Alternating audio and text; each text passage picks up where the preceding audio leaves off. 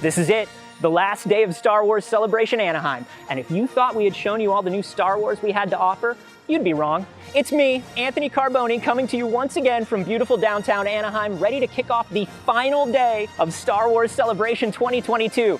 Strap in, Star Wars fans, and make sure your tray tables and seat backs are in their full upright and locked positions, because we're going light speed to Endor to celebrate the 35th anniversary of the groundbreaking ride Star Tours with the crew that made it happen. Am I gonna get to meet DJ Rex? Then later this afternoon, we'll be sitting down with the cast and crew of The Bad Batch to talk about what we can expect in Season 2. And like always, we'll have more visits from your favorite Star Wars cast and crew members on our stage. I will have a rematch with my Star Wars best frenemy, Anthony Daniels. We'll talk to the crew from Star Wars Visions and show you the incredible Star Wars Celebration closing ceremony and much, much more. So join me and my other co-hosts, Andy Gutierrez, Christina Ariel, Kristen Baver, Hector Navarro, and Jordan Hembro as we load up for one final day of Star Wars Celebration Madness. The final day of Star Wars Celebration Live, presented by Geico, starts right now.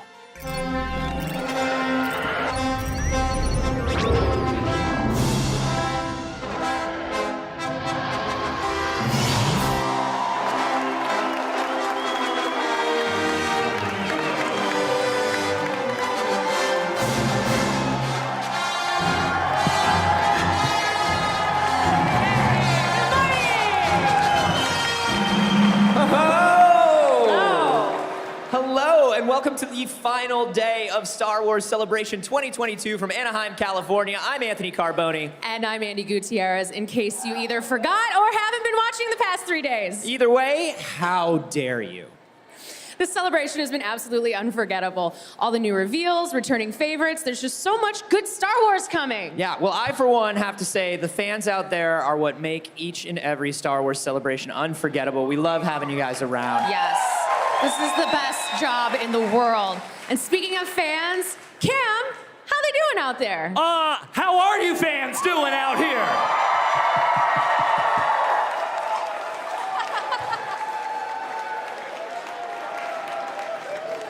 You're like a majestic bunny rabbit, Cam. Thank you so much. Thank you so much.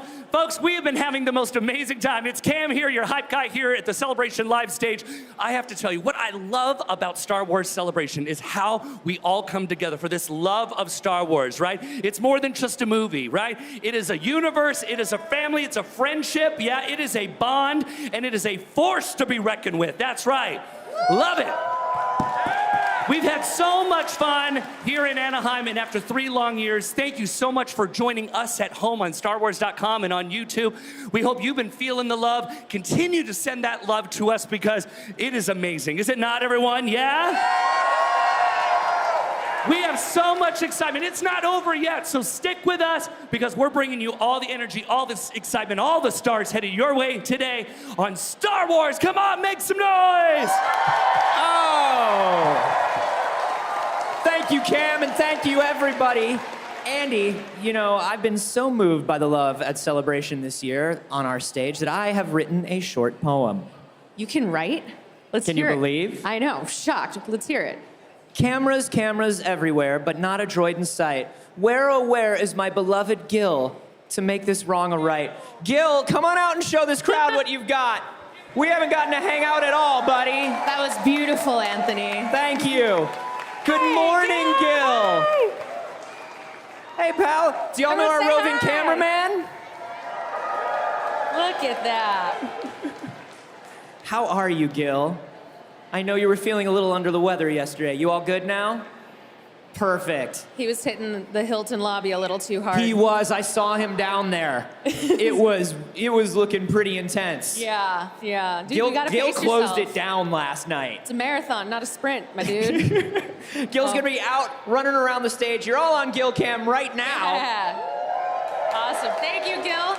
I think we're ready to get things going. Should we start this celebration party? All right.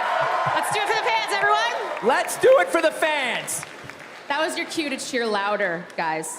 We need your admiration Yes. to get the show started. Absolute power. Good. Yes. All right, guys, and remember, even though it's the last day, you can still get your reactions and thoughts on our stream by using the hashtag YesSWC2022. Yeah, I think we've milked this opening long enough, don't you? Yeah, they're not really here to see us. It's are probably they? time to get this show It's started. time.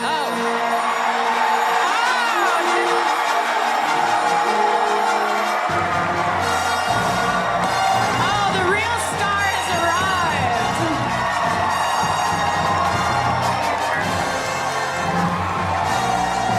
No!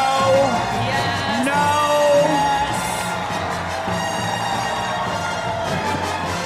Do not!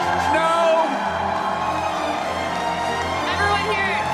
No! Your favorite Anthony. No! Do not encourage him. He's unscheduled. He's not supposed to be here. I'm sorry.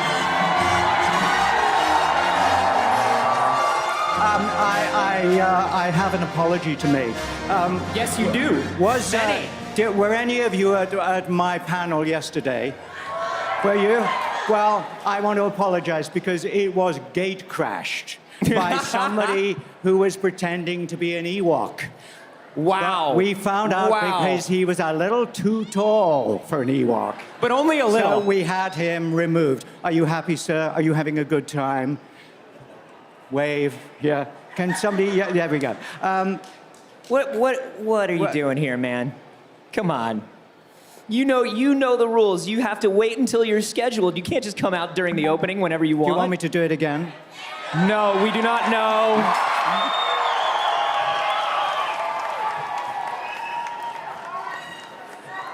Crew, if you play the music again, if you do this, do not encourage him. Do not encourage him.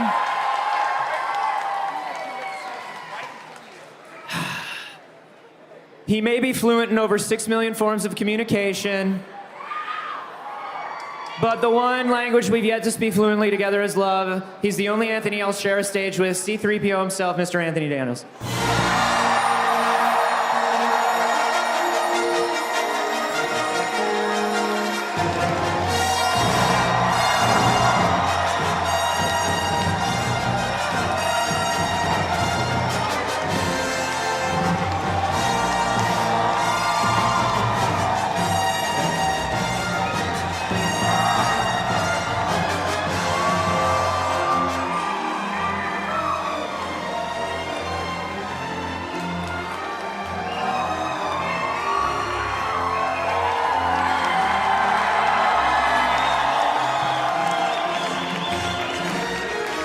Sit down, you monster.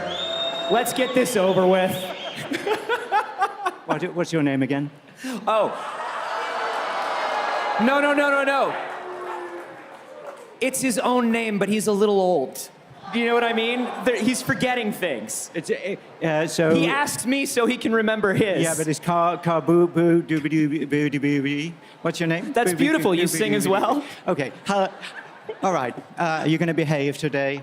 I could ask the same question of you. How has your celebration been? We, of course, did do your show last night. It was a wonderful time. Yeah. And I want you to know that I forgive you. Okay. That's Okay. very big so, of you. So apart from your involvement there, I have had a wonderful show because, everybody, I guess, is saying it's been 2 years, but we have had 2 or 3 years of pent-up emotion to come together. And I think Disney and Lucasfilm and all the crew and the cast have really come together to give you fans a terrific experience. Yeah? Yes. And they've done a really wonderful job mostly keeping microphones out of his hand until now. And it's been very pleasant for everyone. So, no, I have a question for you. Who do you think you are? Where do you get off? Who do I think I am? Yeah. I'm kind of the invisible man, the man behind the mask. Yeah. That have been hidden for like 45 years, is it? Well, and that's the thing. That's Yeah, my question and, because we've had a lot of real actors come out here, and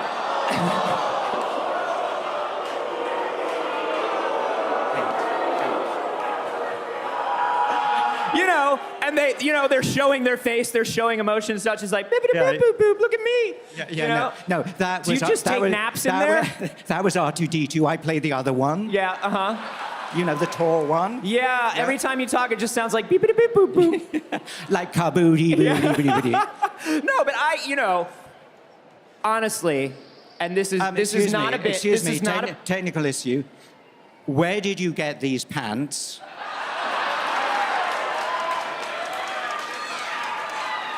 They have a tuxedo stripe down them. I'm formal because I knew you'd be here.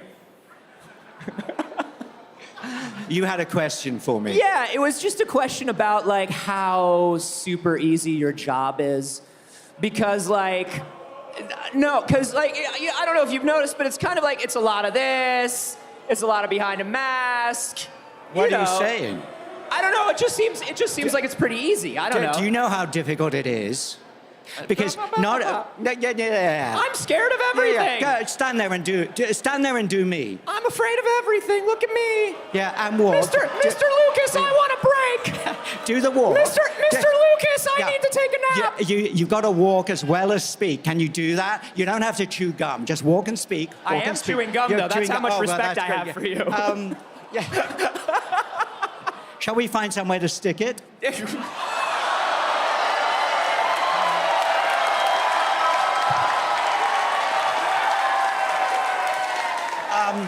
How? Okay. But all joking aside,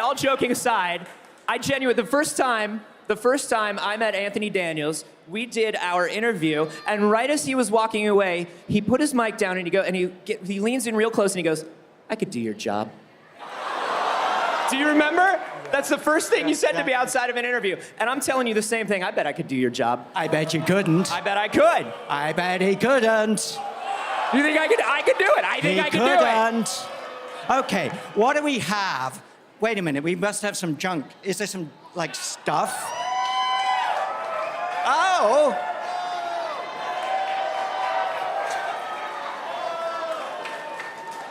What?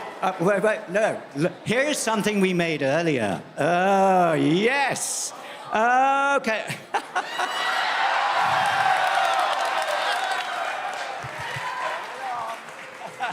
Okay. Oh, yeah. Okay. I'll play your game. I'll hold the mic for you. Okay. Don't take anything off, please. Just put it on. At least it's going to cover up the trousers, you know. It's like, oh, that is so sexy. Look at that. Okay, what are we doing? What is this here? Okay, so obviously this is fabric. So this is. Okay, we're gonna do that. Are you okay? So with that? what do we have there? We need to stimulate the weight of the legs a little bit. Okay. So we're so the costume weighs something. That's fine. That's not hard. I'm gonna do this up real tight. Stuff weighs stuff. That's fine. I wish that is was a little tighter, heavy. but that's as much as we can do. Oh, it's all coming back to me now. Oh, yeah. So you are faking. Boy, they do more of this with computers than you think, huh? You are. Do you know what you look like? I look like you, but maybe broader shoulders. And a bigger head. All right. Do we have anything like, do we have any gaffer tape? Do we have any gaffer tape around the back? Anybody got any gaffer tape or masking tape or anything? This is fine. Okay. What's so hard about this? This looks like a useful place. Put some gloves on. Do we have any masking tape? Okay. Where? Point me. Where? Wait. What? Who's got any tape? Yeah. What are you doing? Where are you going? Tape.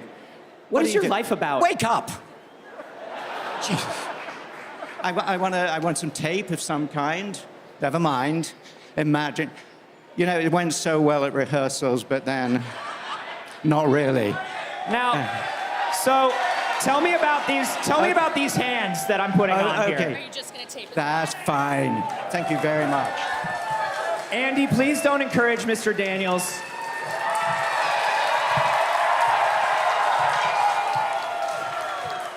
Okay.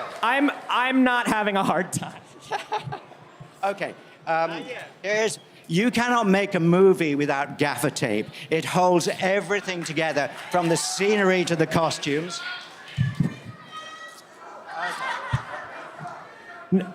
No, I'm having a good time, and this is very easy. The greatest use of gaffer tape on a film set is, of course, to put it like this. There we are. Okay.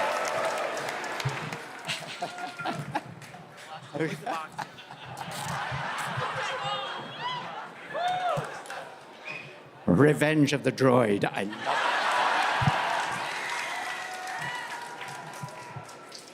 No, it's easy. So the hands were... Yeah, I'm going to hold that. Oh, you don't want to take it to his hand? Oh, yes. Actually, in most of the films, it was only in the last 3 films that I had hands that I could actually use because they were just clubby things, plasticky. I couldn't pick anything up. We had to fake it. I had to have double-sided tape in the palm of my hand to pick anything up. Don't worry about this because they're all interested in me now. Yeah. It's good. But it is... So, Yeah. I guess the last part here is the head. Oh, yeah, please, cut, yeah. All And right. this was always the last thing to put on because it is very claustrophobic and hot. So we're going to say goodbye to, what's your name again? Sorry. It's Anthony, and so is yours. Oh, yeah, oh, good. Okay, and this is generally a 2-man operation. You want to help? Yeah, so somebody would take the back and... Got to get his ears tucked. Get his ears. Do we use gaffer tape? Oh my God. Okay. Oh, that's tight. that is a little tight. That is a real look. All right, that's a little tight. I'm going to Is go it? easy. I'm only going to put the top on, the top pin here. Goodbye, Anthony. Got to go real easy here. Okay. Oh my. How does it feel? No, I'm totally cool, and I don't feel at all like I've just been buried alive. Okay. Okay. So now, yeah, this is good. But if you play the character like that, it looks, like you're... I feel like I'm getting it right. Yeah. But you can't look down. It's a different personality. 3PO is very upright. So exactly. So now we are going to... I can't see or hear anything. You can't see. But I want you to walk forward, and that is your mark there, the words fire extinguisher. So walk forward Oh, to... God. This is terrifying. Yeah. I can't see anything below my nose.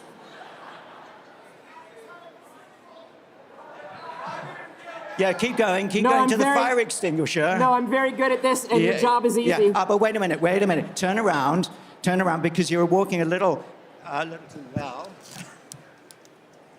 So, Where?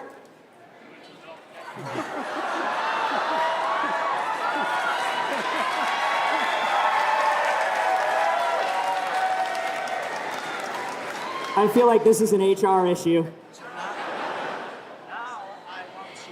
now I want you to walk. Just look at me. Look at me, exactly. Can you see right over there? There's a fire extinguisher sign. So you walk directly to that whilst doing the voice, okay? Yeah, okay. Speaking. Yeah, just walk to the fire extinguisher. Where? Okay. Yeah, I bet you're meant to be acting at the same time. I'm acting. Yeah. Give me a line. I am C-3PO human cyborg relations. I am Just walk to the C-3PO mark on the human wall. cyborg relations. Yeah. I want a bigger trailer. So what do you think? Harrison's trailer is twice the size of mine. Okay, so Mr. C-3PO, how does it feel? I can't feel anything. You can't feel I anything. am sweating. Oh. I can't see you. All I can see is your chin. I can't hear anything. This is wild. Honestly, I cannot believe you do this. This is incredibly difficult.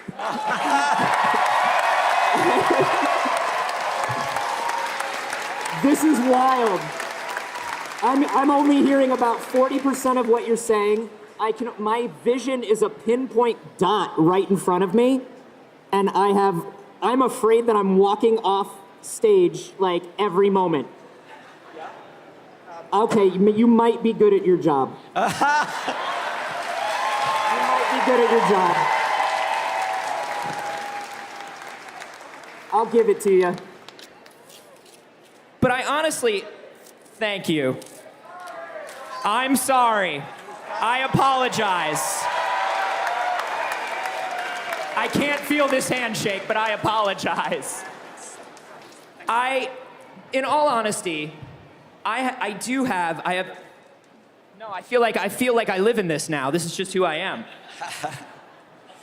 Yes. Yeah, thank you. In all honesty, I have so much respect for what you do, what everybody who is a droid or a creature or anything in the Star Wars universe does, because I don't think people understand how little of the world around you can perceive, and you still have to be acting, reacting. You have to be naturally in the scene. And you teach kind of a boot camp for people who are playing droids in the films, yeah? That's right. I had a wonderful time on The Rise of Skywalker with the waiter droids, who were just wonderful. But they'd never really played anything like that before, and with a limited vision. And they had to carry trays of drinks around, and for the most part, they were real drinks. I can't feel anything I'm holding. Yeah. So I can't feel any sense of balance in here. I can't imagine what that's like. How do you train yourself to keep balance? Is there a trick for like when you're first starting to learn? It was a tough learning curve, because the first time I had the costume on for real was in the desert in Tatooine back in 1970, whatever. And I literally was making it up as I went along. And if I was honest, it was like I was rehearsing on film. Sort of worked out. I was very lucky. But nobody had played a role like this before. There was nobody to ask, and there was no rehearsal time. So I think it worked, my performance. Yeah. I think it turned out okay. So the next celebration, we are actually going to set up a booth where you come and dress up as 3PO, and you try and do a scene. Are you ready for that? Would you do that? Okay. How many people here would love to get a droid lesson from Mr. Daniels? Okay, I have seen some wonderful fan costumes. The people who actually make a C-3PO suit and walk around in it for fun. Yeah. Gordon, who is just out there, Gordon Tarpley, who helped today, he is actually a droid builder and has helped us. There he is now. Yeah, there he was. Yeah, somebody. He helped us. He's helped us with props. He's helped with props for parks, and he dresses in 3PO all the time. And when he came over to fit me for the helmet, and he first put it on me, I was like, Gordon, this is terrifying. Yeah, and you didn't actually have the whole thing on. It was because your head is bigger than mine. That is a thing. Yeah. But every 3PO helmet in existence is too small for my giant dome. And so Gordon had to make a special extra large 3PO head to get over my ears and my skull. And it still didn't fit. And it still didn't fit. Yeah, so my job is safe, thank you. So, on the day of, is the key for? I mean, I imagine the key has to be like a lot of rehearsal, but also a lot of trust for the people on set around you. You're absolutely right. First of all, there is a lot of rehearsal, which I do on my own. When you make a film, you sort of block out. The director will say, well, you stand there, you stand there. Things like Ewoks are here, Ewok 1, Ewok 2, 3.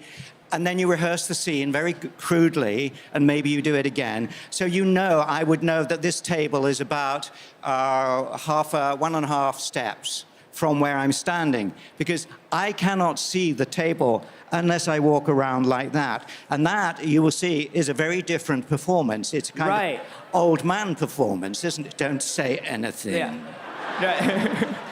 Nothing. No, your posture looks great, Mr. Daniels. Yeah. So to see You're aging gracefully. Yeah.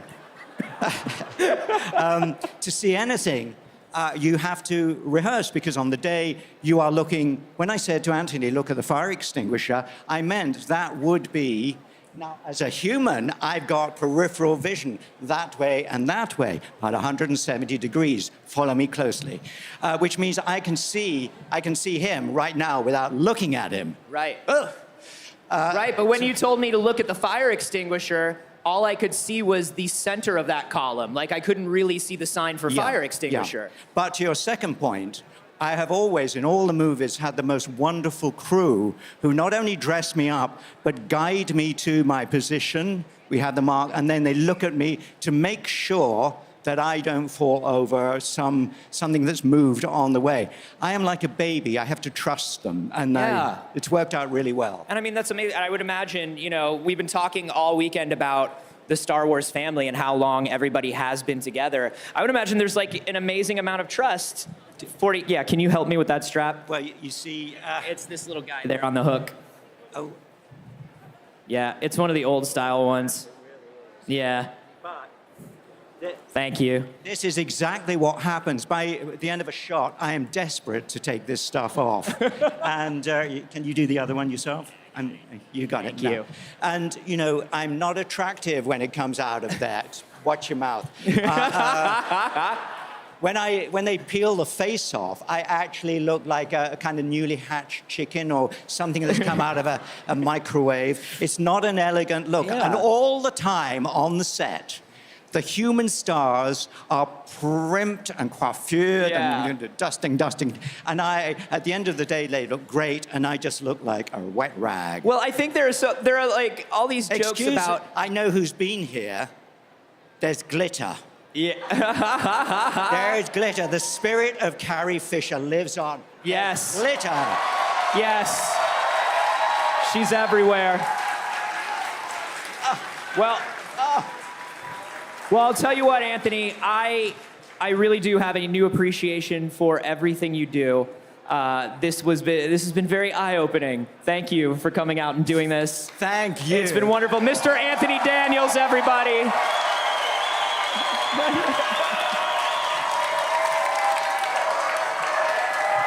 We've got more Star Wars Celebration Live presented by Geico in just a moment. Stay with us.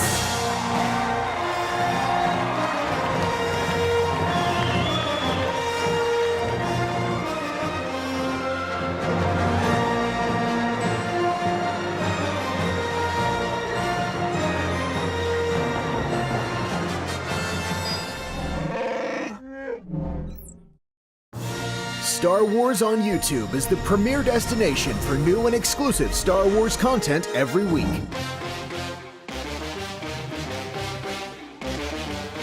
From brand new trailer debuts to never-before-seen behind-the-scenes reveals, Star Wars on YouTube is the channel you need to be subscribed to for up-to-the-second Star Wars news and information. Plus, exciting original series like This Week in Star Wars. Ahsoka Tano is on her way. Fast-paced energy, fresh stories. Dispatches from the Halcyon. Star Wars Galactic Star Cruiser is the first of its kind experience in the world. And the High Republic Show. Nope, she was just waiting for the perfect moment to blow up the temple. That bring fans the latest and greatest from a galaxy far, far away.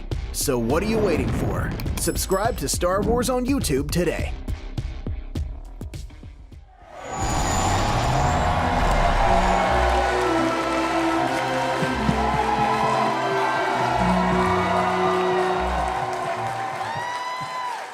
Our next guest is probably the busiest guy in Lucasfilm, which is why I'm keeping this introduction short so I get as much time with him on stage as possible. Come on out here, Filoni.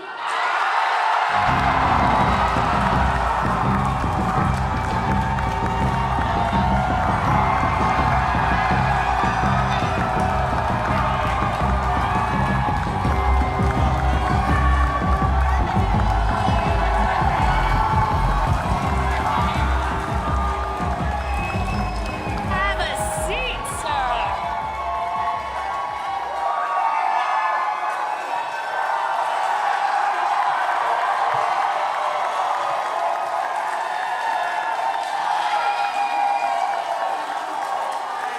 Right? No. Never gets old, huh?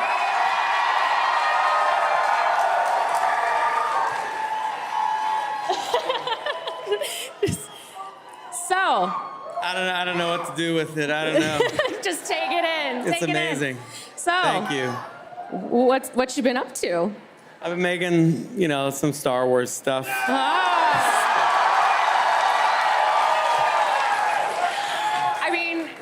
joke that you're the busiest man in Lucasfilm, but like, what's it like being the busiest man in Lucasfilm? You are constantly cranking out beautiful stories, making the fans so happy.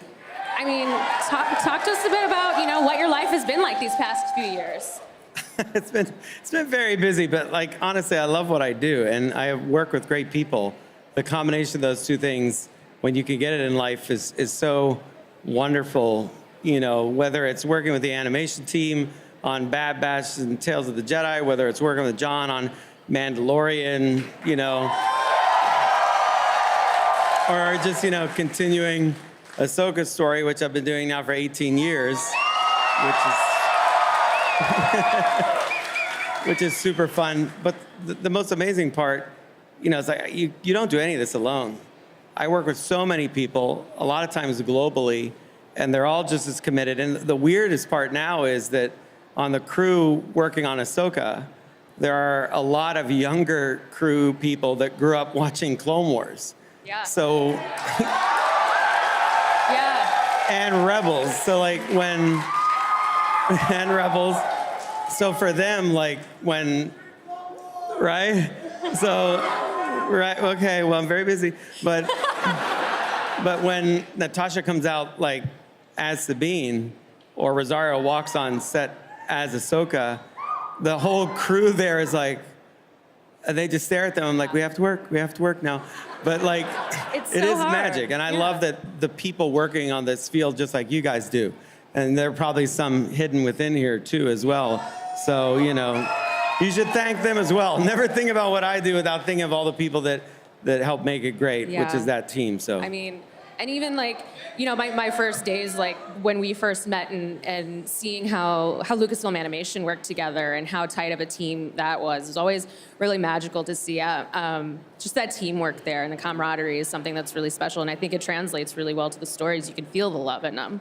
So Yeah. what are some of the things that have surprised you between the differences between directing animation versus live action?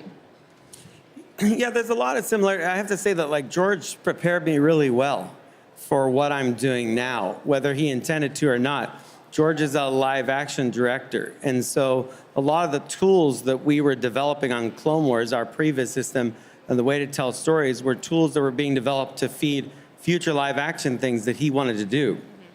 So he taught me just the language of cinema. He taught me editing. He taught me, you know, all of these ways to tell a story, and specifically Star Wars, that when I met with John and we talked about how we could make a show like The Mandalorian as quick as we did for a streaming service with very fast turnaround, a lot of the digital technology like John had used on Lion King and Jungle Book were very familiar to me because George was already working with things like that.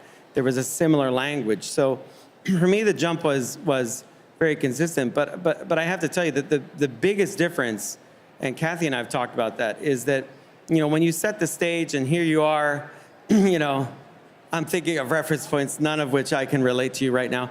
They're all locations and sets and places that you'll really like, but not right now. And but when we see these places, and then the characters walk on set, and we line up the shots, and so many people are contributing to capture this one moment. And the difference is the moment is going to happen. And that's the moment. Like, there are things we've already shot on Ahsoka that I think about, wow, I'd been thinking of that scene for 5 years, and now it's done. We shot it, right? Right. However, unlike animation, where there are lots of things that I'll shoot and then I'll have several months, we'll do other episodes, I'll look at other things, I go back and change it. So I can change posture, expression, attitude, background, color, all kinds of things, even like costume, all kinds of things in animation before it goes out. In live action, that is it. Yeah. It is concrete in the day, and you're capturing the moment. But that is what I find is so precious about it and wonderful, because it's alive and it's real and it's right there. You know, so I've always said that what's interesting is when Rosario appears on set, she's Ahsoka. Like, coming in the door, that's who I see. I don't really see her a lot because Rosario gets there early in the morning before I'm on the lot, because she has to get ready for her day. And then by the time she leaves, I'm doing other stuff. I don't see her. So I see Rosario Dawson a few times in the shoot, but I see Ahsoka Tano every day. It's very bizarre. But it's awesome. And she's just present like that. And that's what you need. And it's not just Ahsoka anymore. I mean, you're bringing characters from books and video games and toys back into live action, into these different mediums. You know, how do you approach bringing things back from the past, like Cobb Vanth or Chrysanthemum?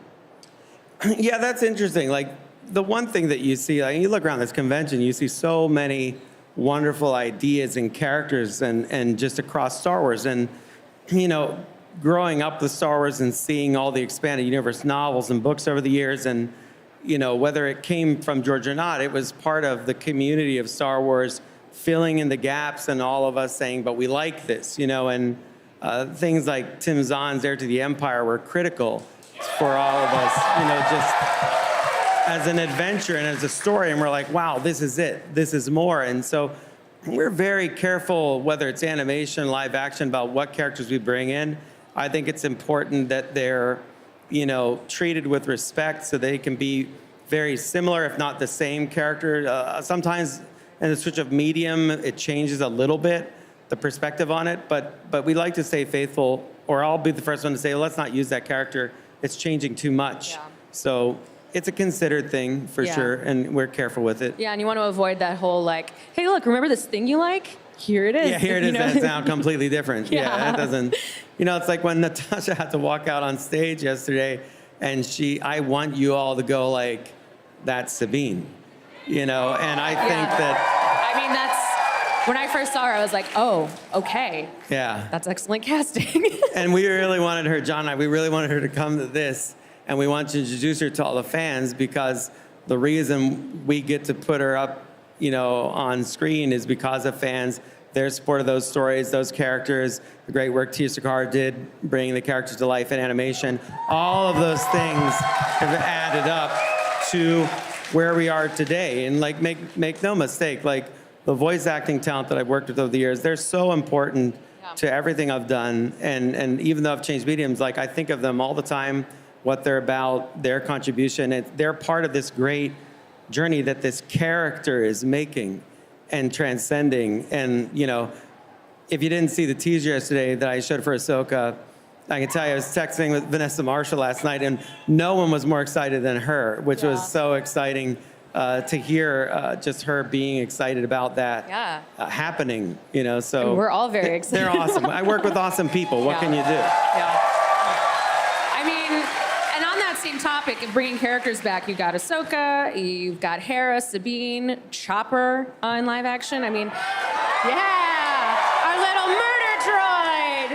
That surprises me. He gets such a big cheer. Yeah, it's so funny, Chopper. Oh, I love him. I love him. I mean, what is it like bringing those characters forward and continuing their stories in these new ways? It's great. It's emotional. It's you know, for people like myself, Carrie Beck, who are there working on it every day and worked on Rebels every moment, to the animation team. When I talk to them, I'm like, you guys won't believe what's on set right now. It's you know, and they get all excited about that. It's awesome. They're the characters I know. Yeah. And it's the most honest thing that I can do is keep telling their story. And then I get excited when I see, you know, what other people are doing. You know, I talked to Deb about what she was doing on Obi-Wan, and we had a great time with that. And, you know, yeah, Deb is awesome. I can't say enough good things about her. The minute that Kathy said that they wanted Deb to do Obi-Wan, I knew Obi-Wan was in great hands, you know, and that's what you want to see, is people that care about this, taking these characters on another adventure. So for me, the Rebels crew, they were a significant part of my Star Wars experience as a creative, and I love those characters. Yeah. So of course, I'm going to bring them back whenever I can, you know. You know, Ezra. There is one Rebels character that I would really love to see. I mean, she's not dead, so it's possible, right? Goody is like out there somewhere, right? That's a little personal bias, though, because I named that character after you. So that's not cool. fair. She's a pink alien. That's not the Jedi way. That feels a little selfish. I mean, I have to haven't seen go a body, over that. so I'm certain the story could continue at some point. It'd have been nicer if you promoted somebody else's character, but you chose your own, Anakin. Why? Why? I saw a shot and I took it. Okay. Well, that's what Anakin said too. It didn't work out so well. Yeah, well. All right, I got a little dark side in me. Whatever. Everyone does, but you know, it's got to find balance. So. All right, Dave. Fine. We'll okay. deal with that later. We'll work on it. It's a long journey. It's been my dream to be like a background alien somewhere. A background. You can walk through a put shot. me in That's not a prosthetics problem. And like yeah. the back, just like make me gross looking. That's the other thing about live action. When I did animation, no one ever pitched themselves for background. No one's ever like, I would love to be a cartoon walking through, because no one ever said. Now that I do live action, people are like, here's my card. I'm like, what's this for? Maybe I could be a Trandoshan. I'm like, that's an interesting request. That is very specific.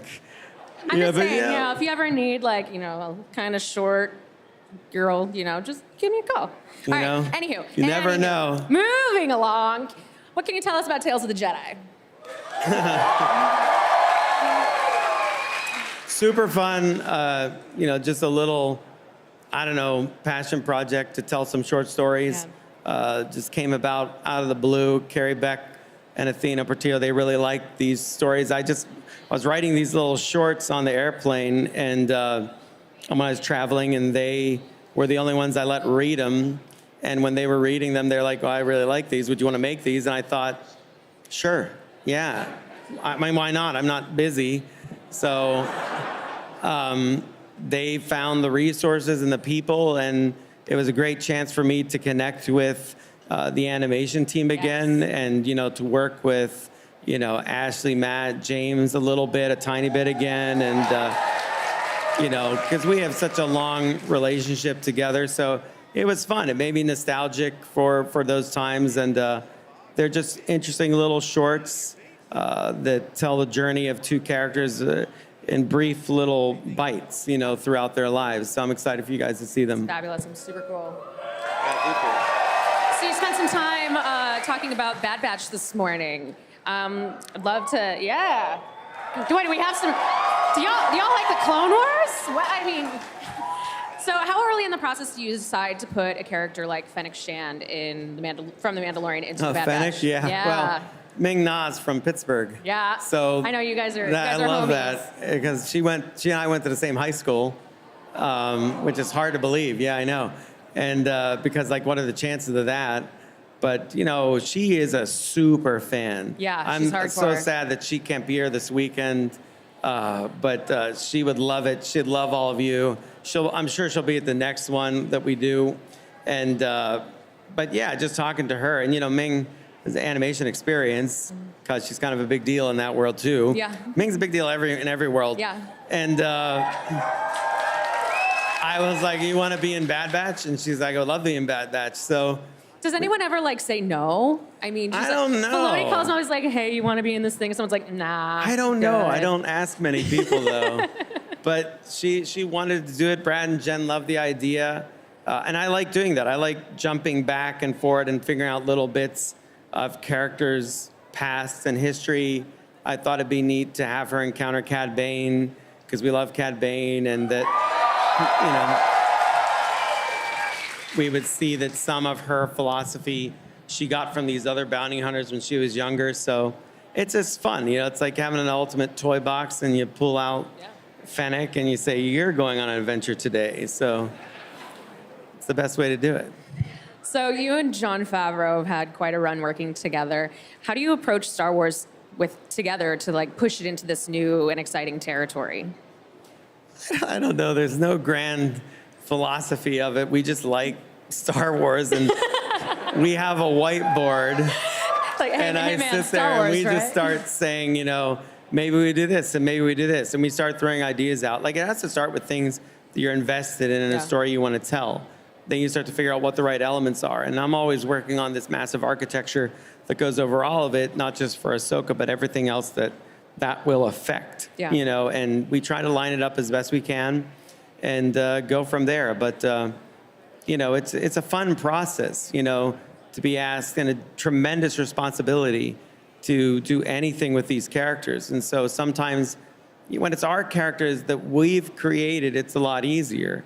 You still give it the same attention, but like when it's Luke, it's a lot more intense because that's a character that's iconic the world over. Luke is a character that's responsible, and so without Luke, where are we? Right. There's nothing, and it's one of George's characters, and you have to take care of those characters, to be very careful about everything they say and everything they do. That's why it was so important to have Mark there, to include him in the process, you know, to make sure that that's authentic to what we're doing. And when I was directing, you know, whether he was in there or, you know, Graham, our Mark called him the lookalike.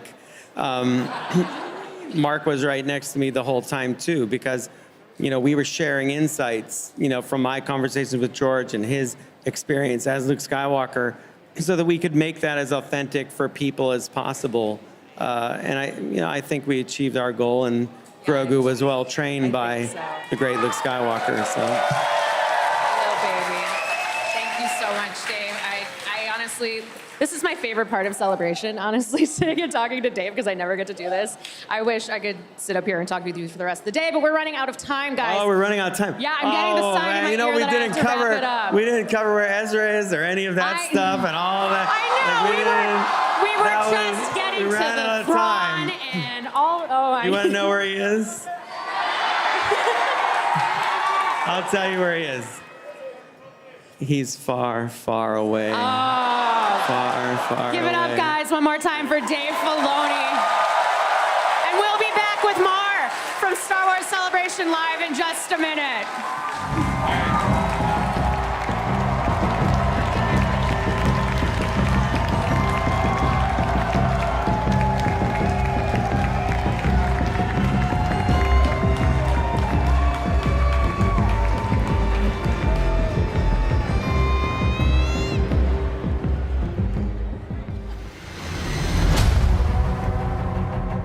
You can buy your freedom. You can have a future. Isn't that what you're after? We're already free. Clearly, you're not paying attention to what's happening out there. It is time for a new era.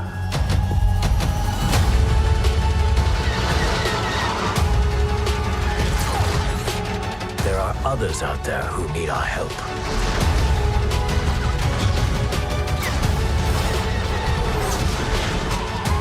We'll take all the allies we can get. Let's go.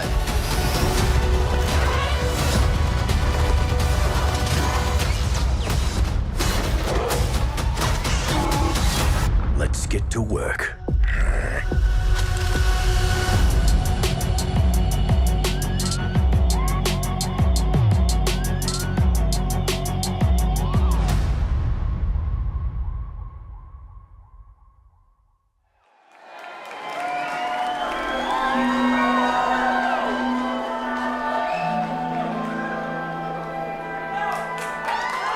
Our next guest spun one of the most beloved arcs of the Clone Wars into its own series. Here to talk about what fans can expect from the second season of The Bad Batch, our co-creator writer Jed Corbett, director Brad Rao, and Matt Miknovitz. How much do we love to see a Wookiee with a lightsaber? Tell us all about it. How did we get it? Why are you so good to us? I kind of want to give that question to Maddie, since that story has, Thank you. path. Yeah, look, bringing back any of these characters is always exciting, and especially that particular character. And wait till you see what happens. It's crazy. It's crazy, man. One of my favorite things was going to Galaxy's Edge, and when you get to choose your saber parts, I was like, I know whose saber that is. I'm gonna build that one. Oh, yeah. So let's talk, I mean, obviously, everybody loved Bad Batch Season 1. It was so exciting to see these characters. It was so wonderful. Was there a character or a story, and I mean, we're gonna talk about the big one, but was there a character or a story that you were surprised that fans latched onto for Season 1? Yeah, I think during the Ryloth arc, when we introduced Clone Captain Hauser. I mean, he's one of our favorites, but the reaction from the fans was, tremendous. So it was really special to show a clone who was friends with Cham Syndulla and who was questioning what the Empire was doing on Ryloth. And he was willing to, make a stand, throw down his weapon, and say, we're not going to do this anymore. Yeah, it was amazing to see. Yes. How are these characters going to evolve from season 1 to season 2? I mean, I think we've seen them come a long way already. Yeah, no, that's a great question. A little bit of time has passed from the end of season 1 to season 2. You could see in their armor of the Bad Batch, they're a little bit more beat up. I think that's also a mirror for their attitude. We finally gave Omega a helmet. I think she needed one. Yeah. Come on. Come on, dads. Give the kid a helmet. I had a little bit of a Batman and Robin vibe going on with Omega, where I'm like, no, you got to put that kid in more protective clothing. No doubt. I think Michelle Ang, who plays Omega, was just like, do I have to keep wearing these pajamas? Can I get some kind of armor? We're like, we got you. We got you. But I love that because that also just shows how Omega has grown and how the acceptance of Omega has grown and how integral she is to everything that's going on now, which I love. Yeah, we took a lot of time season 1, especially season 2, showing how the Bad Batch is training her. And especially, even though Hunter is the most of the father figure, Echo is the one who is really spearheading her training because he's the reg, he's been through it all. And it's been lovely to sort of just see her grow as a character and also becoming a soldier like they are. God, I love Echo. God, I love this show. What has been sort of the driving creative principle for y'all for this series? I mean, it's in an era that we know. It's surrounded by things that we know. What did you want to do that was the same? What did you want to do that was different than other Star Wars stories we've seen? Well, I think the main thing for this show is talking about hope and a sense of purpose, because we're talking about the Bad Batch being clone troopers when the war is over. And for clones, what that looks like when your whole purpose has been to become a soldier, and now if you can't be that, what is their purpose?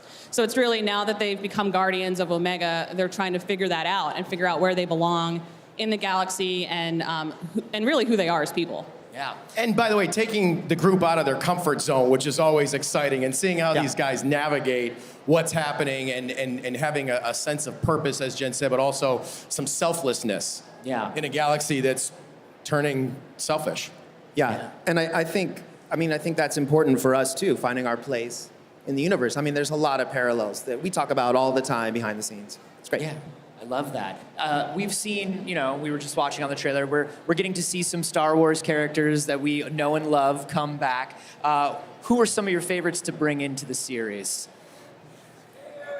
Well, okay, I got a little giddy bringing Bane back in. Yeah, Bane! He's a difficult character. He's not an easy character, and where we left him sort of in the Clone Wars, we really spent some time trying to figure out who he was now, what he was doing, and then the opportunity to get him in and then, bring in Fennec. Yeah. I think for me, I loved bringing Hera, young Hera back. Yes.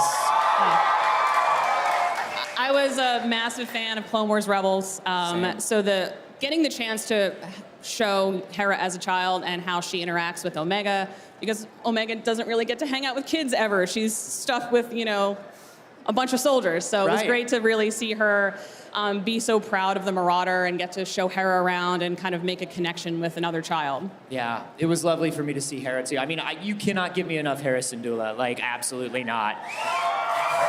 And I've got to add Captain Rex. Yes.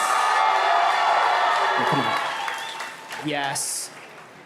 Every perennial favorite for everyone out there. I mean, we all love Captain Rex for sure. And then, of course, the linchpin of this whole thing, Omega. What was it like to create a new kind of clone? And how was that process? How did you come up with Omega?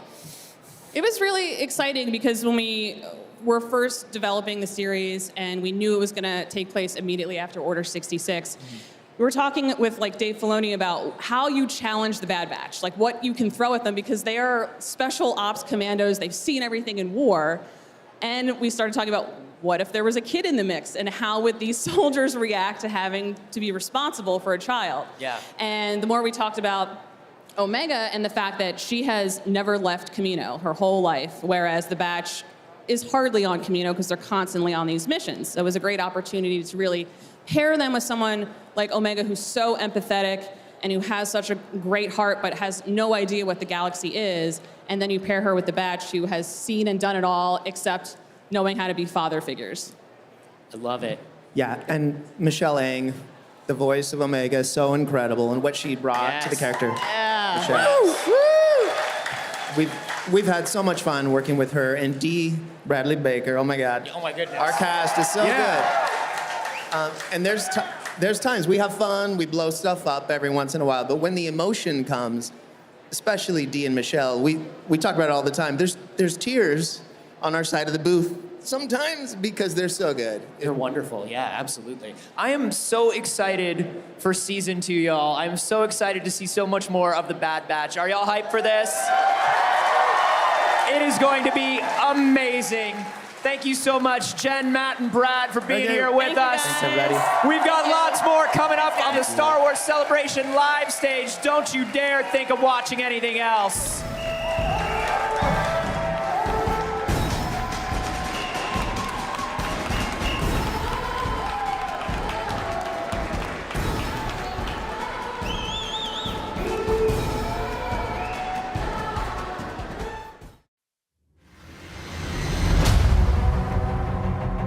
You can buy your freedom. You can have a future. Isn't that what you're after? We're already free. Clearly, you're not paying attention to what's happening out there. It is time for a new era.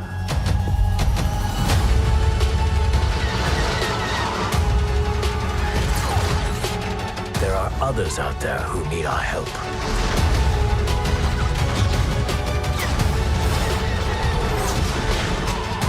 We'll take all the allies we can get. Let's go.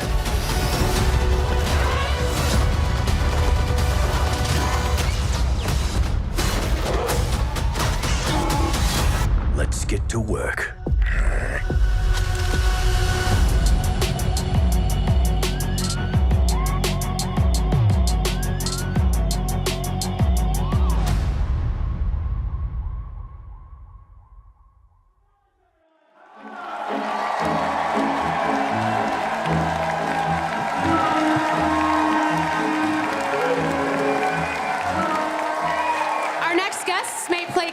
TV, but they're both complete originals. Here to talk about Bad Batch Season 2, it's the man of 1,000 different clones, Dee Bradley Baker, and the voice of Omega, Michelle Ang.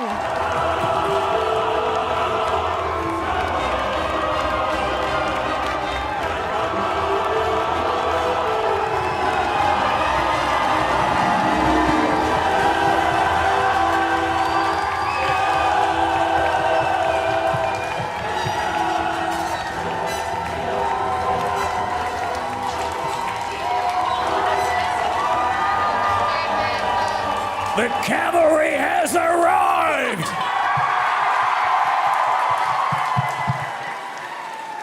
You can just keep going. You could probably do a whole interview. As different, just different interview clothes. Wrecker.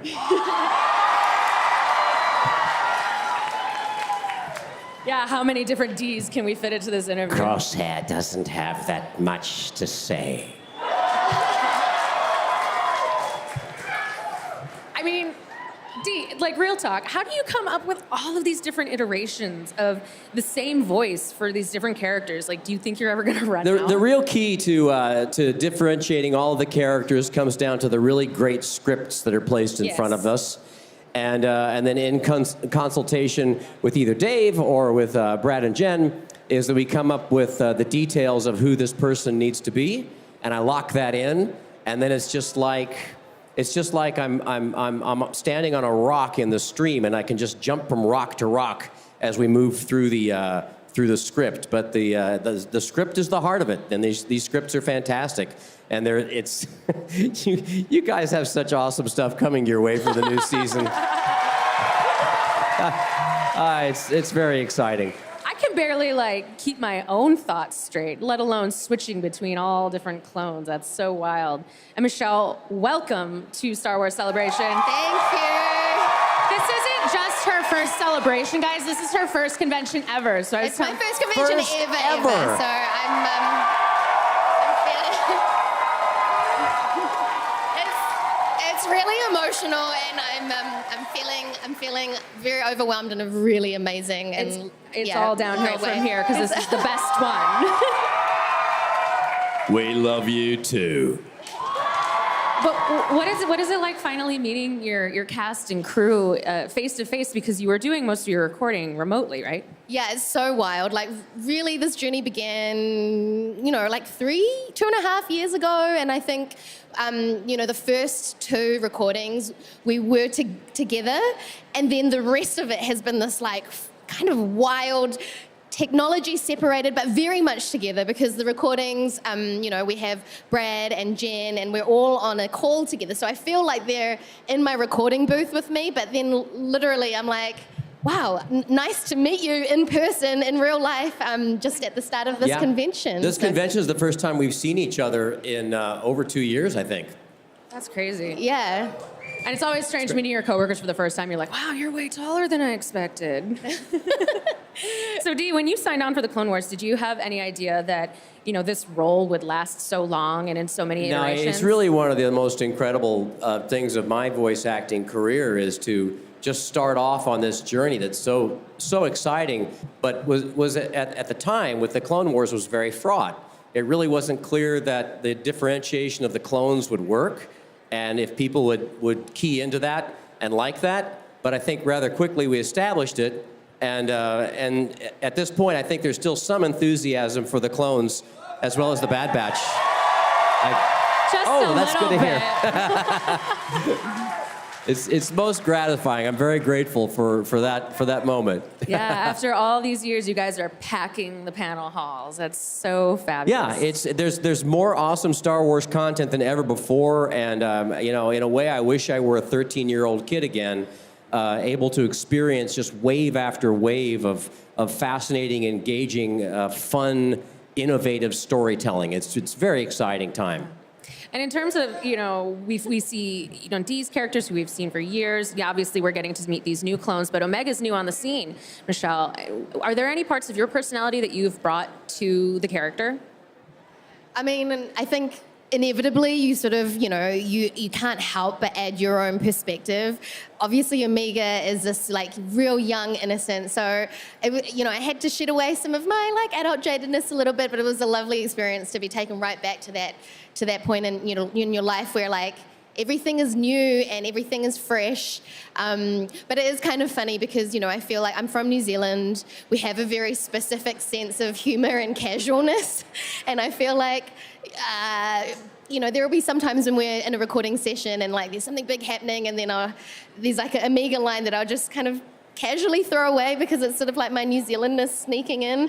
And Brad's like, no, this is a really big moment. I'm like, yeah. So I think there's elements of that sneak in, and also I can be a little stubborn, and I think when we first meet the Bad Batch, Omega is very, very new and doesn't really know her place in the world, let alone in her family. And then as we storytell and in season 2, she gets to grow up a little bit, and so yeah, that's going to be an exciting journey for you guys too, hopefully. That's great. Now, in your own personal Star Wars journeys, are there any particular favorite memories that you have, from your years of working with these characters and in this galaxy? I think maybe my favorite moment was a reveal a few celebrations back that they were going to finish the Clone Wars. Which they're going to put that on the later today. But that the deafening response of exultation and relief and joy that everyone was experiencing there. Hello, hi, wave, or waving.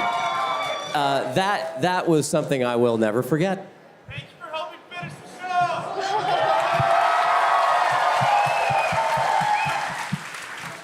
You're welcome, sir. Michelle, how about you? I mean, you're just getting started on your Star Wars journey, but how's that been for you so far? I mean, yeah, there's so many. The question was, what's my favorite moment? Yeah. Like, every recording there is a favorite moment. Obviously, in the very, very early recordings, you know, my character name, when I read it, I say Omega. And That's funny how you talk. I talk funny. What can I say? I do too. I talk funny to my Lula too, so it's all right. You're my favorite, Rekka. You're my favorite.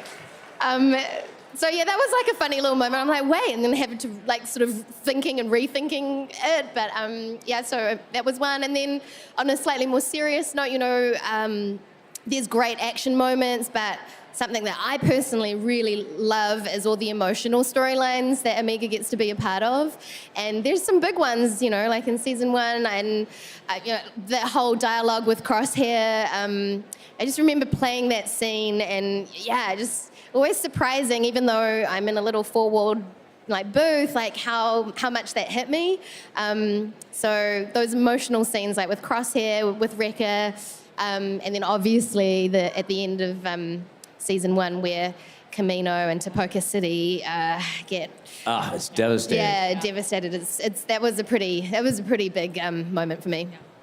So, you know, for our fans that weren't able to make it to the panel today, what can we look forward to in Bad Batch Season 2? Bad Batch Season 2, as you can tell from the trailer, is more of all the stuff that you love. And some characters that you've been waiting to see for a while but haven't yet, and they're coming. We haven't seen Cody for a while. And it's pretty exciting, as an old Star Wars fan myself, to consider that prospect of what is going to play out with Cody and Crosshair. Very interesting. Now, as an old Star Wars fan yourself, what does the Star Wars fandom mean to you? How has Star Wars fandom revealed itself to you? Yeah, I mean, both at had- this your first convention. Yeah, I feel like I'm the freshest eyes on it. I mean, honestly, it's just so accepting. I'm like really touched by like just the diversity and all how, you know, you can come from a big city, a small city, you've come from a large family, like every person I've met has been just so passionate and most importantly so kind. Like I've been really blown away with how inclusive and how generous all the people that I've met are. And if that's what Star Wars family is, then I'm really happy to be a part of it. It is definitely a big, crazy family. It's wonderful. It's sweet to see how profoundly and earnestly this touches people's lives, whether you're a family or just an old fan like myself, or a soldier or a teacher, or I mean, it touches so many people, and I think it really brings people together and brings out a positive aspect of what we should be doing in this world. And it's nothing's better. Nothing's better than saying hello to all of you. Well, it's this. Star Wars is so special because not only of the fans that keep it strong and love it, but the people that are in it and continue these stories and put their own love into it. So thank you guys both for joining us out here. And season 2 sounds like it's going to be just as fun as the first. So y'all give it up one more time for D. Bradley Baker and Michelle Ang. And stick around because we have more from our stage at Celebration Live in just a minute. Thank you.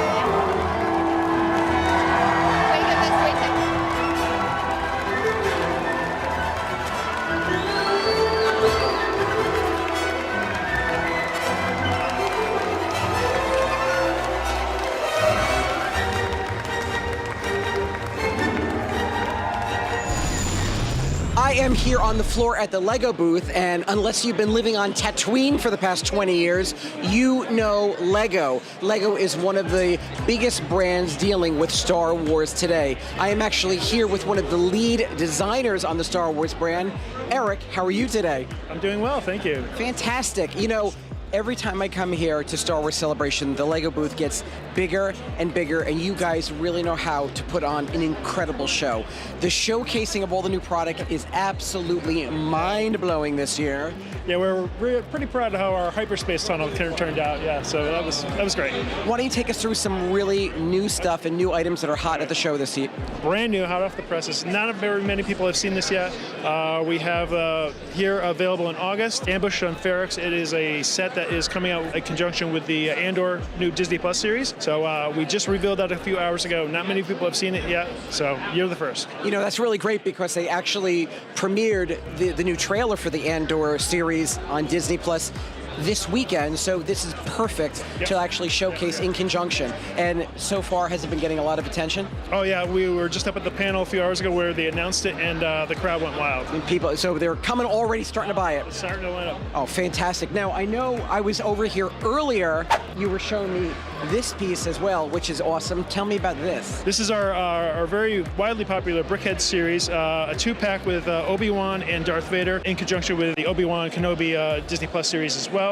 And it's available in June, but you can get it here first in our LEGO booth now. Yeah. So a lot of people, this is the first time they're getting their hands on it. And you know what's so fantastic is the Obi-Wan Kenobi series is just so new. I still get excited when I see that brand new logo that, you know, what actually says Obi-Wan Kenobi. I get excited about it. I can't help but notice that there is a very, very lovable and famous droid here that we all know. Tell me about BD-1. Yeah, this is BD-1. He's with the Jedi Fallen Order video game, and you also might recognize a similar droid from the Mandalorian series, where he constructed his new ship. We just launched this one too, up at the same panel.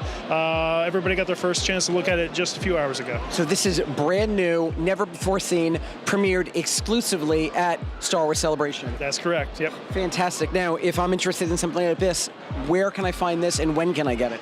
Much like the Andor set, this one is available in August. You can pre-order it right now, though. Fantastic. Okay. Anything else you want to show me in the booth? Now, I'm not going to make Eric actually pick out a favorite of all the LEGO products, but I kind of get a feeling that he has a soft spot in his heart for this piece right here. Tell me about the history of this one. Yeah, so this is really what I do. It's my job at our LEGO model shop in Connecticut to create large-scale models to help promote and market LEGO Star Wars or whatever line LEGO is producing right now. I designed and built this one for our 2019 Chicago celebration. It's a recreation of the famous style B poster from the original launch of Star Wars in 1977. Yeah. Luke is literally popping out of the poster, and we get cosplayers all the time, just as Han and Leia, to stand on either side of them and recreate the whole scene. So when I look at this, I want to ask you, do you know how many bricks are actually involved in this piece? Oh gosh, I couldn't tell you off the top of my head, but typically in a life-size humanoid type model, there can be anywhere from 25 to 40,000 pieces. 25 to 40,000 pieces. On the size of it, yes. Yeah. You know, one last thing I want to ask you, what do you think it is that is so special between the marriage of Star Wars and LEGO that the fan base, is so attracted to? I'm finding a lot that it's generational now. The kids, the kids like you and me who grew up with LEGO when we were younger and they were watching Star Wars when it first came out, all those guys are now parents and they're introducing their kids to it. Yep. Yeah, and they're just reliving their own love for the LEGO that they knew when they were kids, and with the marriage of Star Wars for the past 22 years now, it's a perfect fit. Yeah. Yeah, that's fantastic. And like Star Wars and like the Star Wars films and the entire franchise, LEGO is generational. That love is generational. Yeah. That's important. That's family. That's something that's very, very special. Why don't you folks take some time out of your busy schedule at Star Wars Celebration, head on down to the LEGO booth, say hi to Eric, pick up an exclusive piece. I know I'm going to be shopping. We've got more coverage of Star Wars Celebration Live coming up now.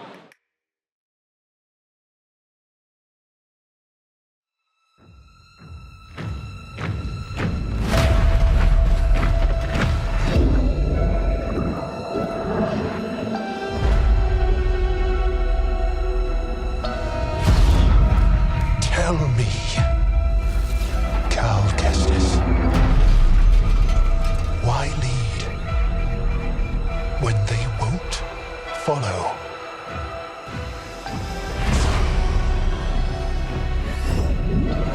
Why fight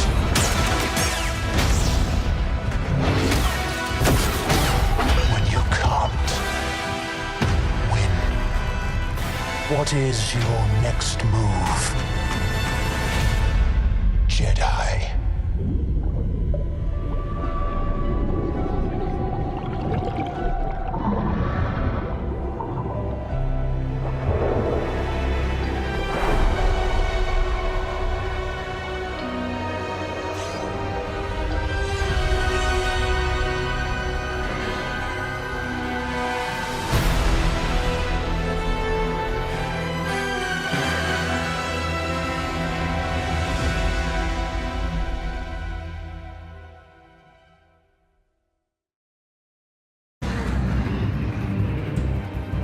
With everything happening in the galaxy, StarWars.com is the only place online that is all Star Wars, all the time. I got a really good feeling about this. From exclusive reveals and breaking news to interviews with Star Wars luminaries, StarWars.com is the #1 destination for the saga we all love.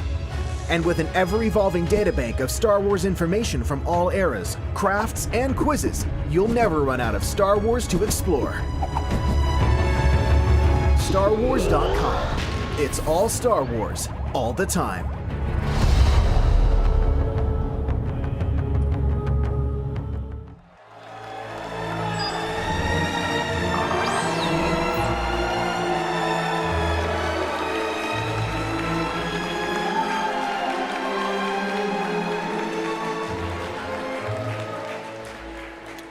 When we first met him 20 years ago, he was the fresh-faced bassist for a clone army. Now he's unmasked and taking his rightful place at the top of the Star Wars underworld. He's the baddest bounty hunter in the galaxy, Boba Fett himself, Tamura Morrison!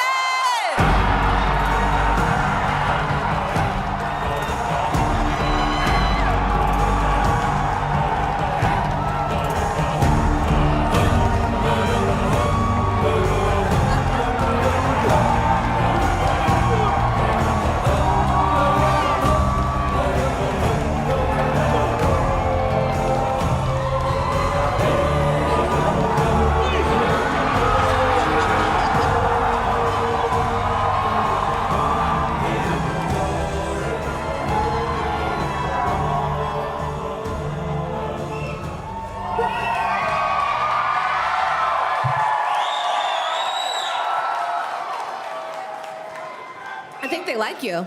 Thank you, thank you. I wanna thank everybody for coming. Thank, on behalf of Ming Na and myself, Ming Na wanted to be here with me, but thank you for supporting the Book of Boba Fett. And much love to all of you guys, and ladies and families. Thank you again from the bottom of my heart. I came the longest from New Zealand. So if you miss me here, come down to New Zealand. Just say Boba Fett sent you. Okay. And you're allowed into New Zealand, I said so, okay?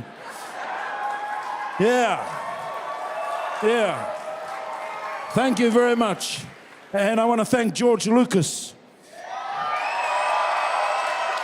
He made me Jango Fett. And then I want to thank Jon Favreau, Dave Filoni for making me Boba Fett. Very clever people to do that. Very, very clever people. How did you feel when you learned that you were coming back to play Boba Fett? Well, I got the phone call to have a meeting with these guys, Jon Favreau, Dave Filoni. And I was staying at Van Nuys at the time, and I had to drive all the way to Santa Monica. So I left at 5 o'clock in the morning to make sure I wasn't going to be late. Sometimes the traffic can be a bit much over here. In New Zealand, we only got one lane going that way and one lane going this way. So I got there at 7 o'clock in the morning, and my meeting was at 9:30, so. And then I got taken into the room, and there were all these drawings on the wall. And there was a guy on the wall, looked a bit like me, bald head and these robes. But I still didn't believe it was me, but until John arrived and said, look, we'd love you to play Boba Fett. Man. And because I had so much fun back in the year 2000 playing Jango Fett, I thought I'd better do a better job for Boba Fett, so it gave me that opportunity to Well, he was kind of a cool dude back in The Empire Strikes Back. He actually didn't do too much. And let me pay respect to Jeremy Bullock, who passed on. Moi mai e te rangatira. Haere koe, haere runga I tō maunga tō awa hoki. Moi mai rā, Jeremy. Tēnā koe. Yeah, I just, you got to pay people respect. They kind of set up that mysteriousness about Boba Fett. And then another part of the big process was working with the crew and developing his look. Obviously, he'd been in this place, so he had a few scars, been parched by being left out on the sand. So even that was a movie in itself, going through all that makeup. And then fortunately, I had this thing called a Bacta tank, which gave me my good looks back. So as the book went on and we kept filming, it meant I didn't have to go to makeup so many times, because there were some big makeup calls as well. They were trying to make me look ugly, darling, but I don't know. That's that's a hard job for anyone. Yeah, I like this guy already. I like this guy. Thank you, man. Thank you very much. Now, how did you approach playing Boba Fett compared to what you did as Jango and the clones at the time? Well, I just thought, well, like father, like son. And hey, Daniel. And as I said, I wanted to be better. I want to thank my trainer who's out there, Jen Sung. The big thing for Boba Fett. Wave your hand around, Jen Sung. We wanted to get a little bit more physical. I changed his voice a little bit up because I was talking like that a little bit. Sometimes I'd forget. I thought his voice had been like played with some acid might have got down there. So I was going, yeah. Oh, and then I keep forgetting sometimes. Oh, I forgot to talk like that. But Jen and I worked hard on the physical side. We wanted to make him, because I had to go in the Bacta tank and they were going to see this half of my body. So I had to do some bench press and some curls. And I tried to cut back on the beers so the stomach wouldn't be out too far. Because some of these fans were calling me Boba Fett. So then I started doing a sit-ups. My trainer got me doing a couple of 100 sit-ups. Man, I need to go back to the gym anyway and get some stuff back. And what unique spin do you personally bring to your portrayal of Boba Fett this time around? Huh? What unique spin do you think you put on your portrayal of Boba Fett this time around? Well, it was great working with Robert Rodriguez too, because and the directors and Jon Favreau, and it's a whole team effort. It's one of those characters that once you put the armor on, well, you kind of feel invincible, and boom, boom, boom, and then of course we had to crescendo to the end episode and come riding in on my Rancor. Then we had to do some scenes like a bantha. Yes!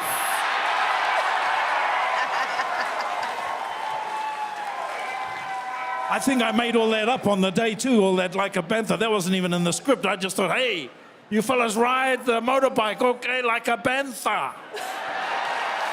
And I was only joking. Next minute, it's been the most popular phrase that I've had to sign. I hate signing, all that making my way in the galaxy takes forever, so like a bantha was a lot better. I'm really glad I didn't even have to ask you to do it, because I was going to. Yes. It's classic. Yes, thank you. I want to do a little favor here. I want to sing a little song for everybody. And please. And is that enough time? Have we had enough time? Because I'm going to sing. You take your time, darling. I want to hear it. But I need the crowd to join in with me in the chorus. Okay, are we ready? You guys can join. Let me sing the first verse and then you come in the chorus, okay? You'll know the song. Okay. Hang on. Let me just get ready about it. Day after day, I'm more confused. Yet I look for the light through the pouring rain. You know that it's a game that I hate to lose. I'm feeling the shame. Ain't it a shame? Oh, give me Beat Boys and free my soul. Wanna get lost in your rock and roll and drift away. Oh, give me the Beat Boys and free my soul. Wanna get lost in your rock and roll and drift away. Give me the Beat Boys and free my soul. Wanna get lost in your rock and roll and drift away. Ooh, oh, ooh, oh, yeah.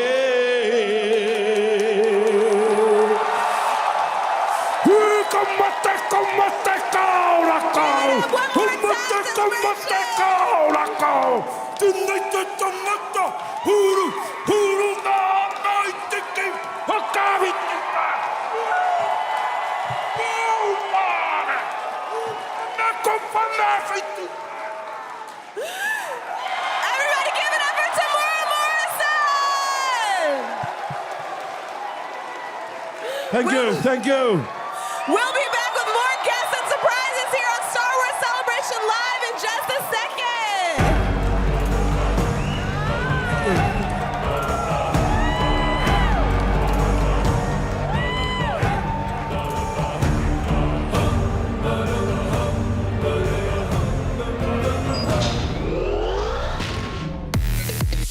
We are here at the Volkswagen booth where Volkswagen has brought something very, very special this year.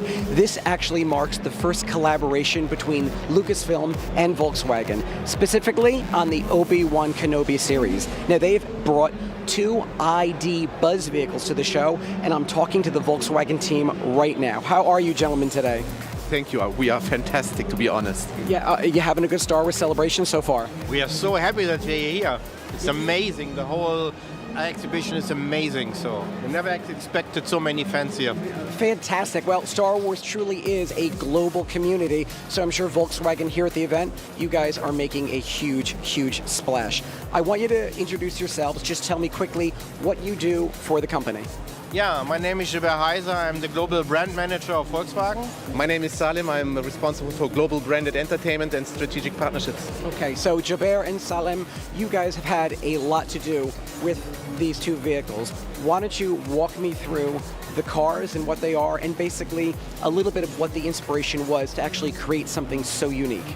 Yeah, it all belongs to the year of the ID Bus. We are launching our new ID Bus in Europe, later on in the United States, and we wanted to really make it big.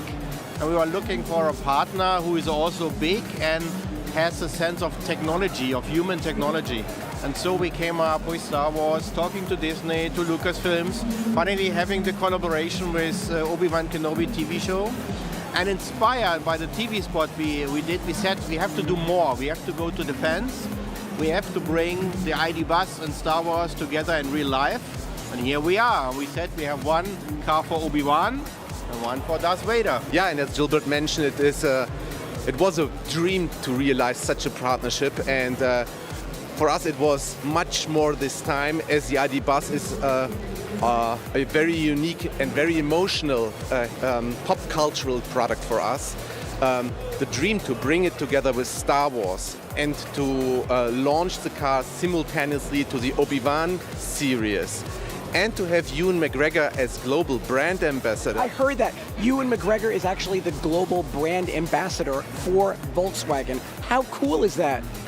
That's really amazing. He's a huge, huge fan of the brand, and we are since a long time in dialogue with each other, and to have now the opportunities to bring these matters together, yeah, to have this partnership with Star Wars on Obi-Wan Kenobi, and to have Ewan as our global brand ambassador, talking also about the purposes of Volkswagen in technology, in innovation, in digitalization, in sustainability, way to zero. All these things are coming together in a very unique product for us. So this is the dark side we're looking at, but I would be remiss if I didn't also tell you that there is a light side. And I've got 2 more gentlemen from the design team here to talk about them. How are you today? Thanks a lot, man. Really good. Okay, so why don't you guys just tell me your names and what you do for Volkswagen? Okay, my name is Marco Pavone. I'm head of exterior design Volkswagen. My name is Sigrid Zengel. I'm a head of design visualization of Volkswagen. Fantastic. Now, I've been hearing a lot about Volkswagen technology and innovation and how, steeped in history Volkswagen is with just building a very, very good and reliable vehicle. But if I'm hearing this correctly, I think you guys are actually appealing to an emotional sense of the fans this time around. Would that be true? Exactly. I mean, this collaboration was just amazing. And in our collaboration, we had several meetings within, in order actually to match and try to develop the dark side, for instance, what is the main colors, and not just do something black, but to introduce the red color from the lightsaber, or how we would then in our ID bus interpret the light side. What are the main colors from Obi-Wan, for instance? The whole beige or the maroon color, and if we play with those colors, how much of that will you use then? And then at the end of the day, we came up with such a nice, solution in order to make the cars like pairings, but also they have kind of different characters. And, Volkswagen stands for kind of timeless design, as well as Star Wars. It never gets old.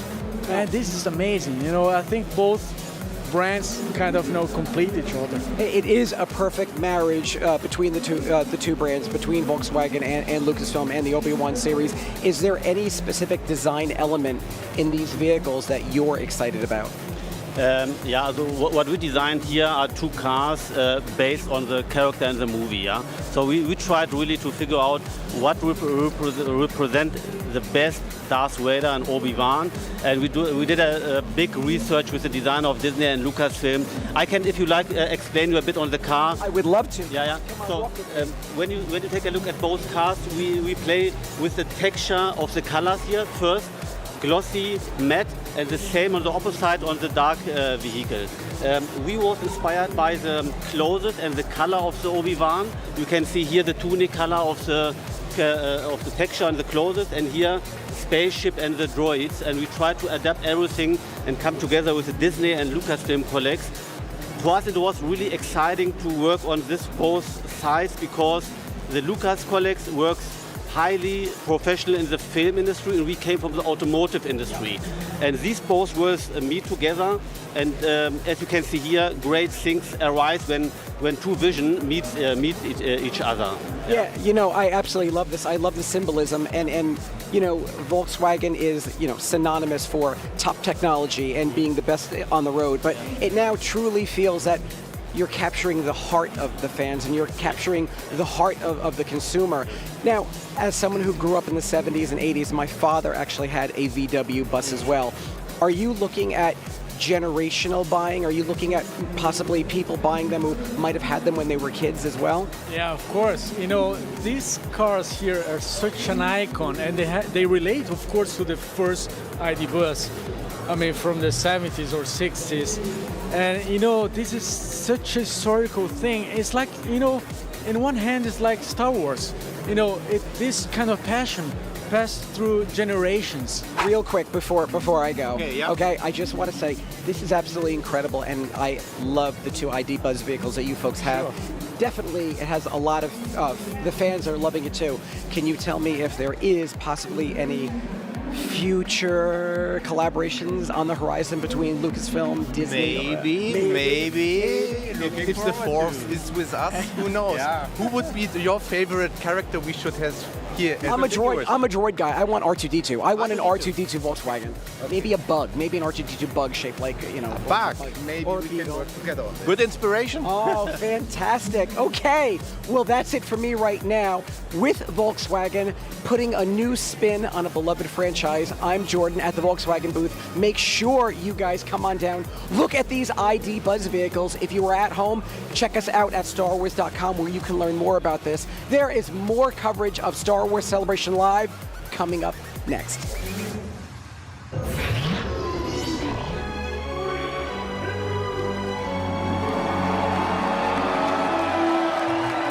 Hello, my friends. Now, Star Wars is pretty cool, and our next guests are so rad, I feel like I need to slap on a pair of sunglasses just to be as effortlessly wondrous as they are. Say hello to my friends and yours, Billy Lord and Kelly Marie Tran!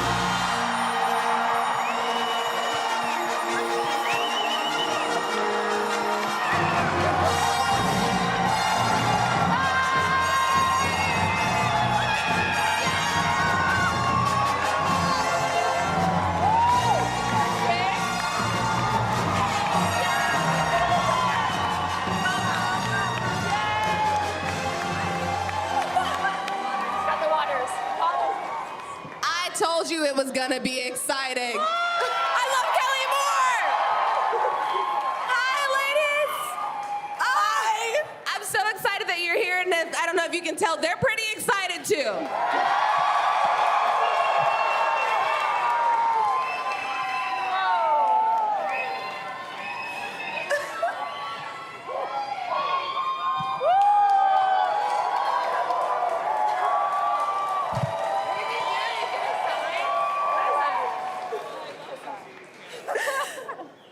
Now, Billy, you've grown up around Star Wars your entire life. What does the saga mean to you? Well, I think, like everybody here, Star Wars is more than a movie to me. It's my family in this crazy way. It's literally my family. Yeah. And being here is the most magical, wonderful feeling. I've been going to Star Wars celebrations since I was a tiny little human. I'm still a tiny little human. I'm only 5'2", but since I was an even tinier little human. And it is just so, it's like a weird, magical, galactic family reunion for me. Some people do barbecues and cookouts. I do Star Wars Celebration. So this movie is everything to me, and especially now that I have my own son, it means even more. And getting to show him these movies is the most, I just feel so lucky that I have them and that he gets to know his grandma through these. It's just, nothing could be better. Oh, that has to be like such a cool feeling. And also, one day he's gonna have so much street cred at school. Man, I hope so. Not from me, definitely from her. And I have to ask, what's the difference between filming Star Wars and American Horror Story? Which you are phenomenal on, by the way. Definitely very different. Both iconic, love them both deeply, but Star Wars, you film a scene sometimes over a week or more. Horror Story, you film 900 scenes a day, and it's like, oh, you gotta get your dialogue out. We gotta do like 2 takes and get this done. So it's a crazy, fast-paced thing, whereas Star Wars, you can see in the movies, there's so much attention to detail. Not that there is in an American Horror Story, but they really take their time on everything. But the awesome thing about both of them is the fans, and people love that show and people love these movies, and it's just so awesome to be a part of them. But they're so different, but they're so similar at the same time. Yes. Oh, interesting galaxies far, far away, and some down the street. And some just down the street and being murdered. Now, Kelly, you were first introduced to the fans at Star Wars Celebration Orlando. How has your experience with Celebration been all these years? I love Kelly!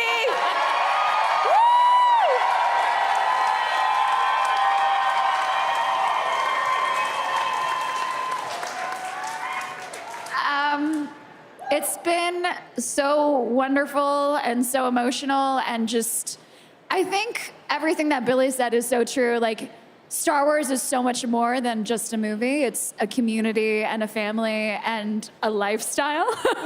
And I just feel really grateful to be here and to be part of this family.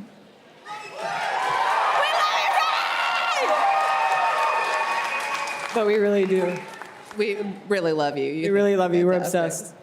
Like, well, I have the opportunity to give you your flowers. You know how much you mean to me personally, and I want to say thank you for all that you've been to me the last year, because I love you to pieces. I love you, my friend. And what is it about Rose that you think resonates with people? I think she's a normal person. I think from the get-go, it was the thing that attracted me most to her was that she was someone that didn't come from, like, she wasn't, you know, from like a legacy, or she was working in maintenance, and she was someone who saw Resistance heroes as people who were really far out of her grasp, but then she got to become one of them. And for me, I think it symbolizes how a lot of times in life we can feel like maybe because of the places that we come from or because of the backgrounds that we're from, we might not believe that we can do things, but we can.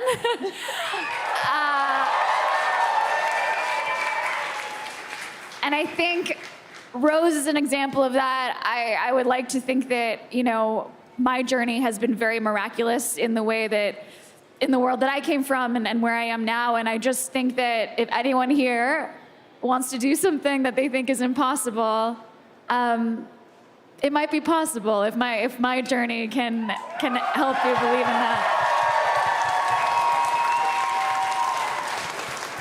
So, yes. So, outside of this, obviously this amazing friendship that you guys have formed through this bond, what are some of your favorite memories with your castmates? Wait, outside of this? I mean, you can talk about this all you want to. I love the clothes all day. Listen. Listen. Should we tell the... Yeah, tell the story. Well, Dominic Monaghan, did I say it right? Yes, I did it right. My hero, Beaumont for president. We love Beaumont. Anyway, he for some reason thought Kelly's name was Kelly Ann. And so he just called her Kelly Ann for like the first half of production, thinking her name was Kelly Ann Tran, which is a beautiful name, but it's a lot. It's a big rhyme choice that I don't think her parents made. No. But we just like let him run with it, and I have her in my phone as that. Yeah, and we also got the whole cast, and we got JJ to start calling me Kellyanne. So it became a thing that everyone was doing, and the only person who didn't know it was a joke was Dom Monaghan. And then he was so devastated when he found out and felt so hurt, but in the best way. We love him so much, and we love Beaumont. We love Beaumont. Didn't we have like a ship name? Like Ronix? I don't remember what it was. All I remember is something that, like Billy and I were constantly running around set being like, Beaumont! Beaumont! Every time I drive through that city, Beaumont, I don't know if anybody knows where that is, I'm always like, Dom, I'm in Beaumont! It's really cool. He's the best. He's the best. Oh, I love that you guys have that. And while I have you here, I would like to take a second, and I would like everybody in this audience to just give them the loudest round of applause and love that you can.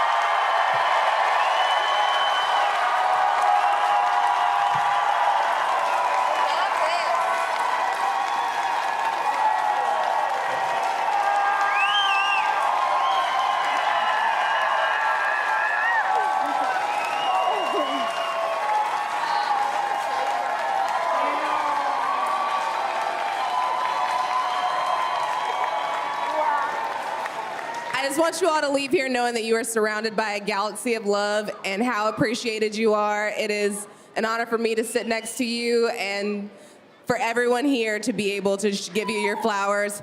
Thank you so much for stopping by. Thank you for having us. And making me cooler by association. More from Star Wars Celebration Live coming right up.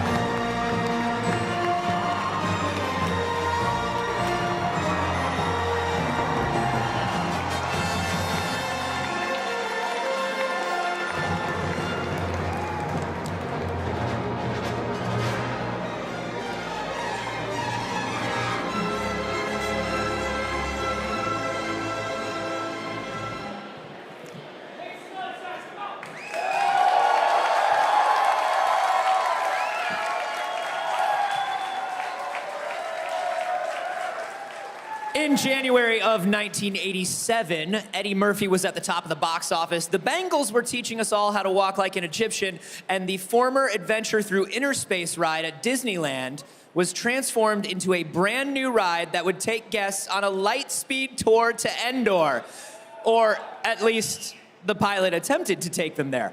Now the Imagineers behind this legendary attraction are taking the stage to celebrate the 35th anniversary of this groundbreaking event. This is 35 years of Star Tours adventures with D23. Gil, get these lovely people in the audience before we leave, will you?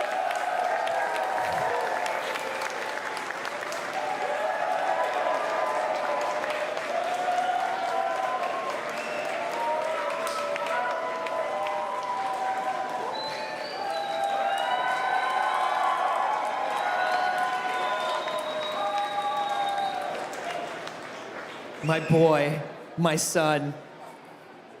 We have a couple minutes until the panel. They're running a little behind. It's our time to hang out. I'm so glad you're feeling better today, Gil. I don't know if y'all were here yesterday. Gil wasn't feeling particularly well.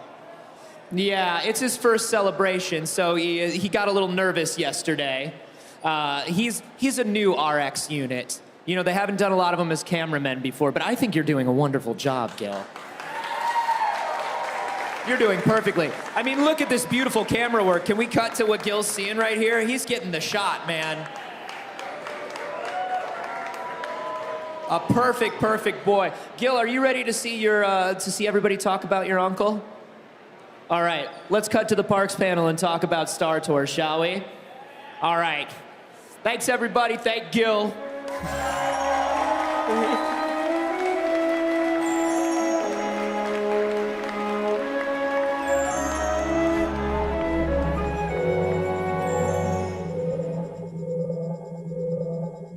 Next time.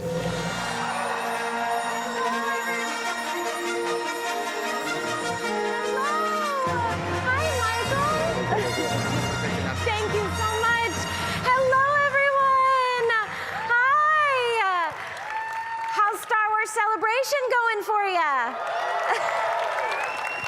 Well, we have an amazing panel for you today, and one that is very near and dear to my heart, because you probably know I grew up in Orlando, Florida.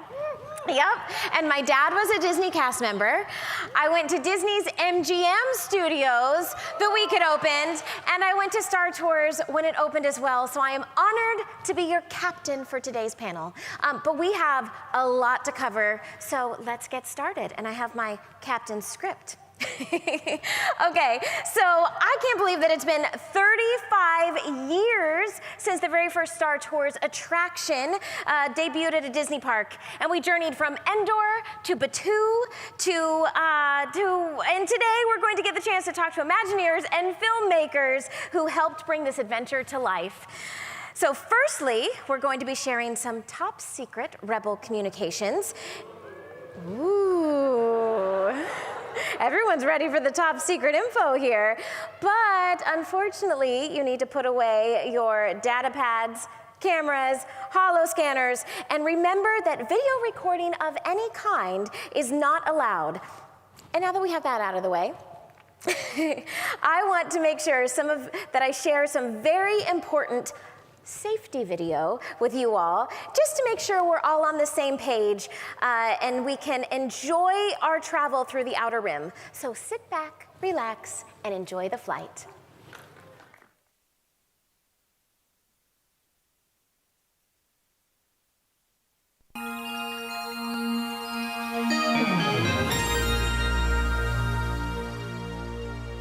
May I have your attention, please? At this time, I'd like to take a moment to review our boarding process with you.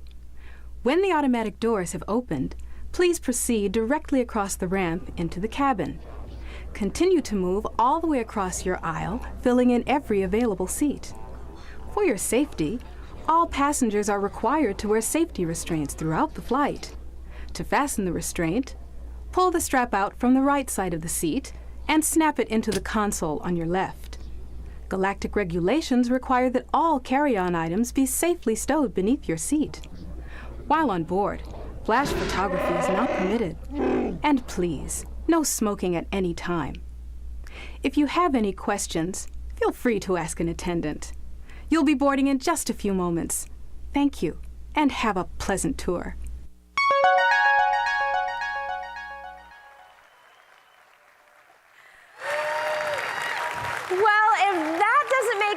Jump in the cockpit and blow up the Death Star. I don't know what does. But we have, like I said, an amazing panel, so let's dive right in. Please help me welcome our amazing panelists. We have Tony Baxter, Dennis Murin, and Chris Runco.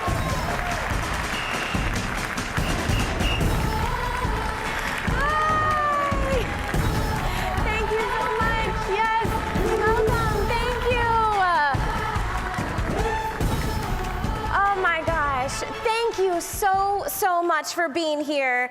I I'm just honored to be sharing the stage with our group of panelists. So first up, he began his Disney journey scooping ice cream on Main Street, USA, and is now one of the most influential Imagineers in history. You know him from Imagineering, such as Disney Parks, or, okay. It's called con brain, when you just can't get the words out. So he's known for rides like my favorite, Big Thunder Mountain, and yes, and then the original Journey into Imagination, and Indiana Jones Adventure, if those ring any bells. Please welcome Disney legend, Imagineer Tony Baxter.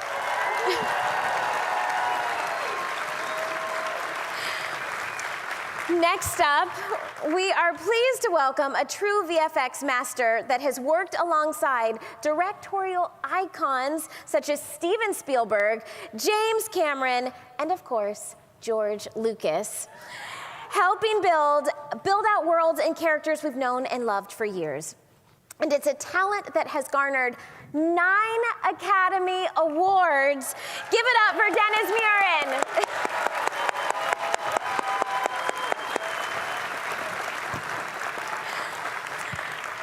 And finally, I'm sure you all in the audience are familiar with the droid phrase, thank the maker. Well, now we have to thank a maker to thank. We have another Imagineer with us who was instrumental in the original Star Tours concept phase, specifically being the Imagineer known for designing Captain RX-24, or we love to call him Captain Rex, as he's affectionately known. So join me in thanking the maker, Imagineer Chris Runco.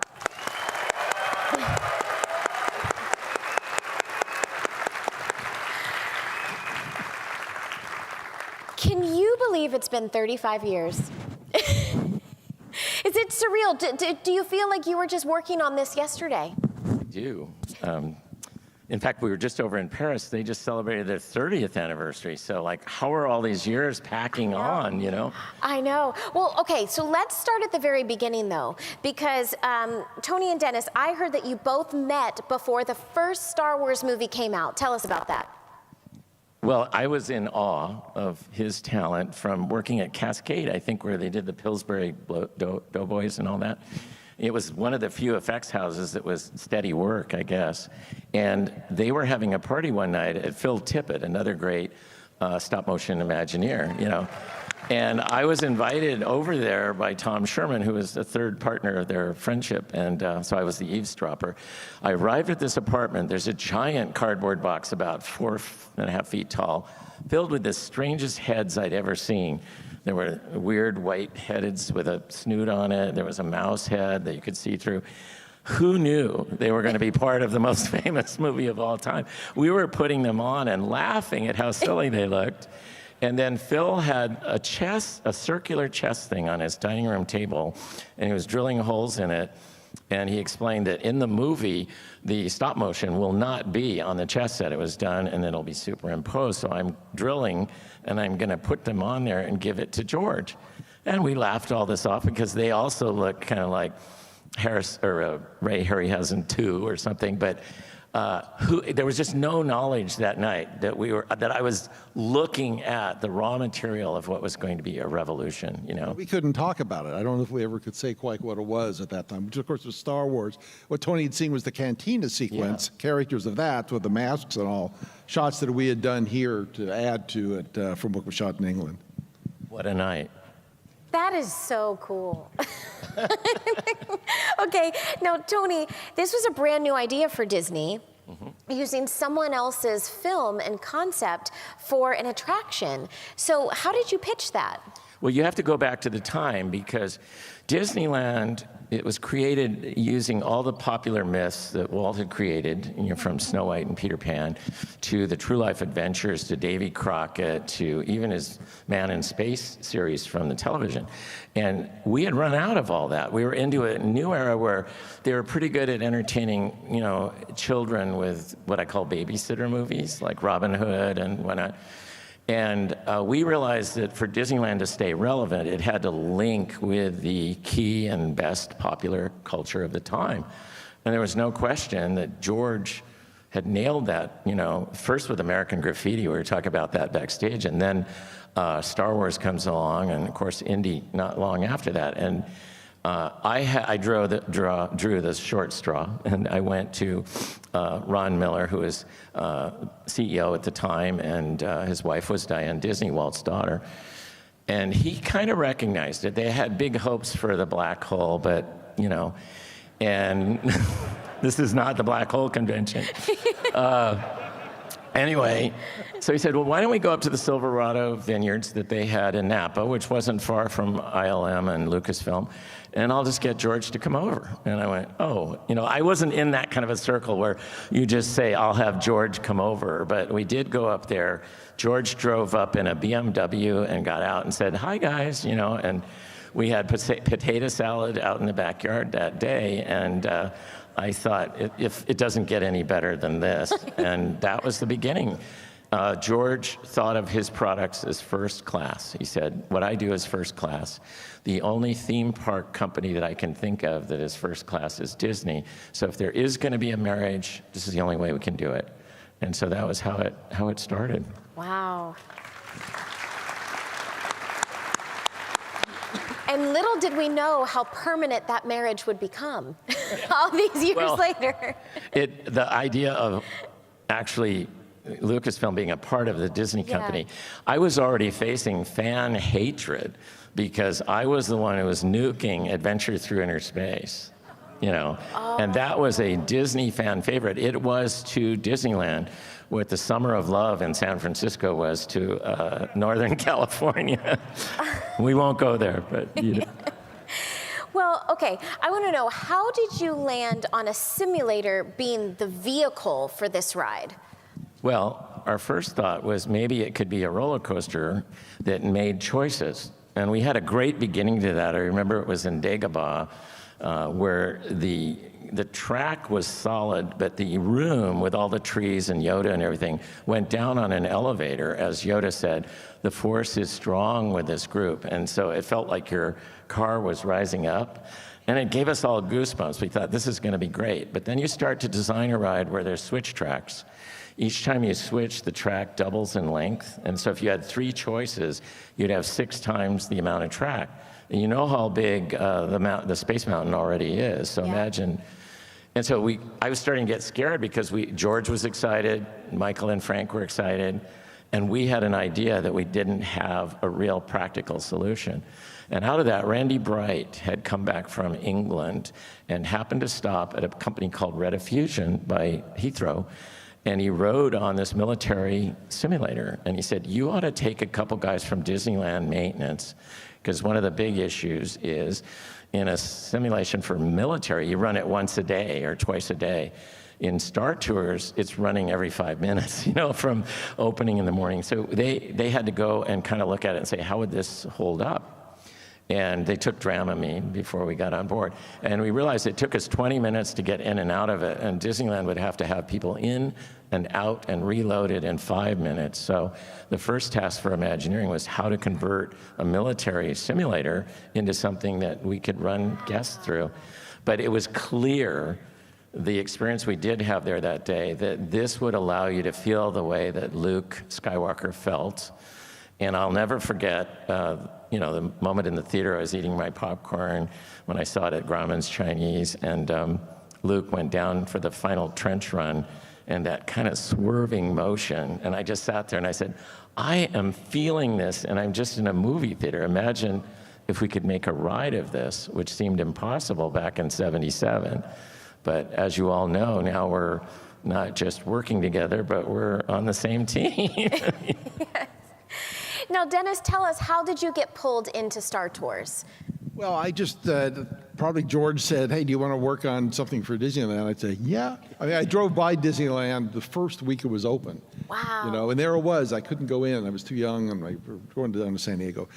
But this was a chance to actually work on something for it. And it seemed really neat, the idea of shooting a film that's a view out the window with no cuts at all. gave you a lot of neat effect stuff. We knew all about the Star Wars, mythology, that we had models, we knew sort of how the ships move, how they maneuver and everything. We could assemble it so it looked like Star Wars. And the trick that I enjoyed a lot was trying to make this uninterrupted 4.5-minute thing without you just getting sick. And without it just being jostle and like fun, I'm gonna have a good time. That's not what any sort of entertainment is. Coming from film where there's pause, action, you gotta pause to reset your mind, more action. Movies are cut like that. So that was sort of designed in it as we were doing it, And if you watch it, you'll sort of see where the editing is. We couldn't do any shots longer than about 20 seconds. So as we're running, because it was all on film and all that, if we were running something, we'd have to quickly bank off to get the screen blurry, or we could make a cut between one piece of film and the next piece of film, or have a laser flash the frame where we would have a cut. And every 20 seconds or so we would do this so we could get a 4.5-minute film. And it was hard to do, but it was a lot of fun. And then flying down to see it in the simulator, and it was like really neat. Then it's all done and it's like amazing. So it was a lot of fun. So how different was it for you to create Star Tours versus a feature film? I mean, how many differences? You kind of just answered it, but was it very different, or did you just feel like making another film? It was different because in the film, we work on, so if you're working with George or Stephen or anybody, you're working shot by shot by shot. They design the sequence. We're doing the shot. This was, I got involved with Tony and everybody else, of course, but sort of keeping the thing going, should we bank this way, should we bank how long? And they seem to be open to my ideas on that, to keep the, the forward thrust of it going for 4.5 minutes, as long as we get the story points in there and nobody gets sick when they ride the simulator.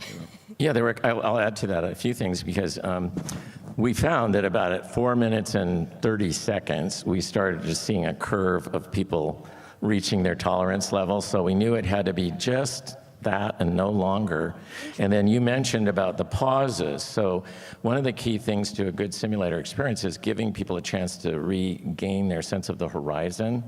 And that's hard in outer space. But any of you that rode Body Wars in Florida know what happens when you don't get any space. And then the funniest thing about the window, which you mentioned, was it is a window and not a movie screen. But when the park starts running their numbers and saying, if we cut that to 4 minutes instead of 4:30, we could make so much more money with it. And I said, it's not a movie. You can't cut it. It's a window. I'd love to be able to get home without a commute, but so far we don't have the ability to do that. I've got to see everything between leaving work and getting home. So there was no ability to cut it, and that was the hardest thing to explain to people that just think of it as it's a film in that device, and why don't you just take 20 seconds out of it? But we never were forced to do that. It stayed pure all the way.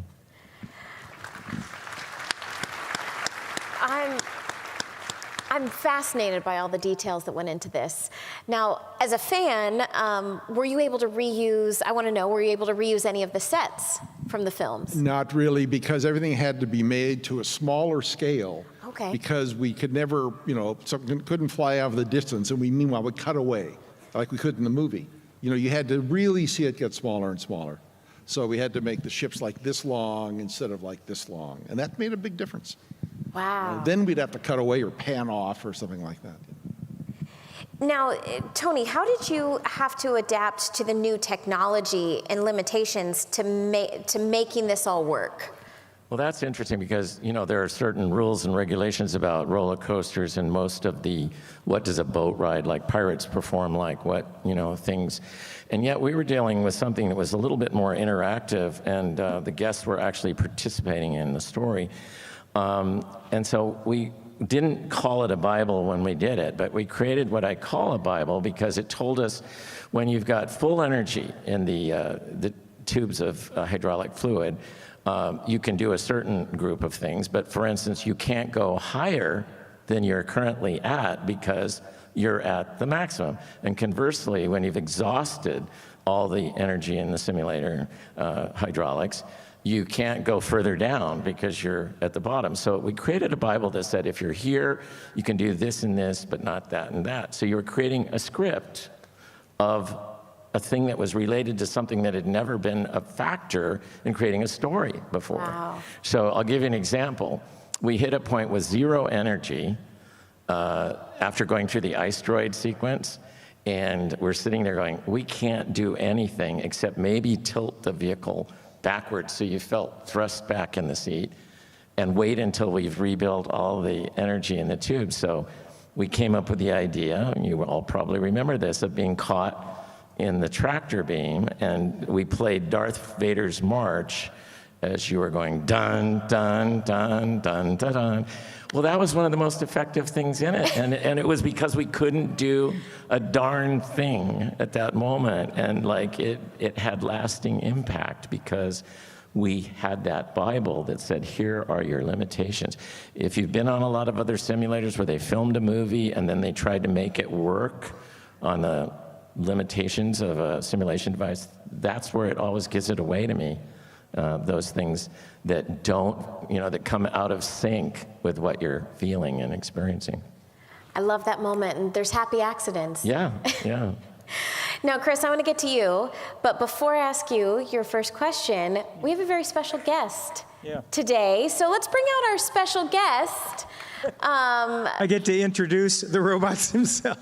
Yes. That's the main thing. Please welcome Captain Rex.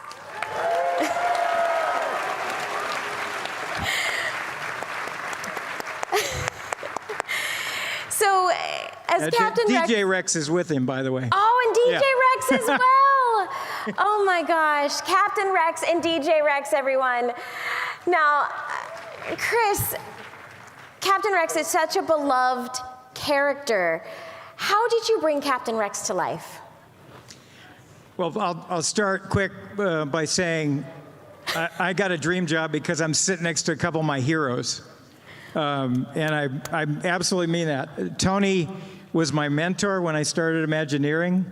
The first job I did was making some Dumbos for your Discovery Bay model, about that big, And then I worked on Big Thunder, and put characters in it and all kinds of fun things. So, and then the whole model shop were fantastic Star Wars fans. You couldn't have found any more. Here he is. Hi, buddy. This is awesome. So, the stuff that Dennis and those guys were doing, we were just in awe. So the Rex started because, as Tony said, they were coming up. In the model shop, every rumor moves fast. So we knew that they were going to talk to George Lucas, and we were just in heaven at the thought that George was going to be in our building. So I think the meeting was like after 5, and we lurked. We were lurking in the halls, hoping for a glimpse of George Lucas, right? And we never saw him. The meeting started, so we went back in the model shop, and then we came back out. We went back, anyway, we come out, and the meeting was over. The doors were open. Tony's there, and he said, it went great. And I went, oh, we missed seeing George. And Tony says he loves the simulator ride, but he wants to put a pilot in it to create a 3-dimension to that instead of just the screen itself. And Tony held up this literal napkin sketch, red marker, and it's this little stick figure robot in front of the screen that George had drawn. I wish I knew where that was now. And he said, do you guys want to take a shot at him? And I'd done some work on robot designs for Epcot, for walk-arounds and things. So I said, sure. So I went home like everybody else. I was out there madly sketching things in the garage and so forth. And a week later, several of us I gave the drawings to Tony. And, the next day I'm in the model shop working away on something, and he comes out and says, they want to build your robot. And I was in heaven. That's awesome. Yeah. And then we started small, and we worked up. This picture you see of the development. I built small ones, but then we built a full-size maquette of him that animated. I puppeted that to create, to figure out the animation. And then we put it in the full-size mock-up of the cab, which was all in plywood, to get everything fit just right. So that's how he began, is, those pieces. Oh, that one other thing is these guys had such a beautiful design, that used future look. It's just that wonderful aging that everything has, and that makes it feel so real. Well, a lot of his parts are actually used parts from a couple of junk stores in Burbank.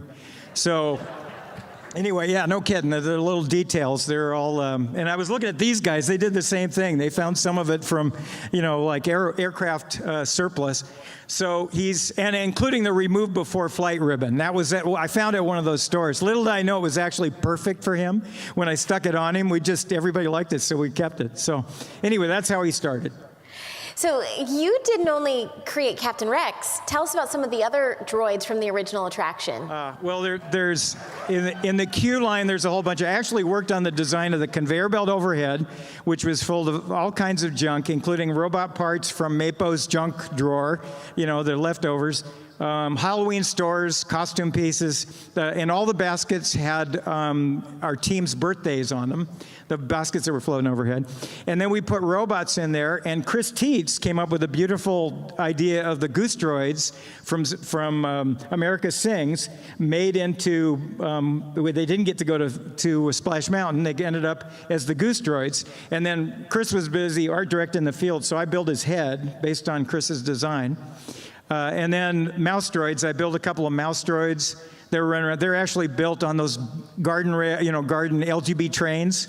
And it was kit bashed. I went over to Toys R Us and grabbed a bunch of toys and stuck them together and put LEDs in, and that's how we made them. And those LGB trains, anybody who does train work will know, you run them around for a long time and they literally grind the rail to nothing. And so sure enough, we had to go in there constantly and repair the track. So it wasn't the most durable thing. That's why you often saw a mouse droid just sitting there. But yeah, we got to, and of course the other ones, some of them were surplus. We had one of those guys I think he'd been on a police show as a bomb finding robot. And, we got him secondhand and dressed him up a little and stuck him in the corner in the queue.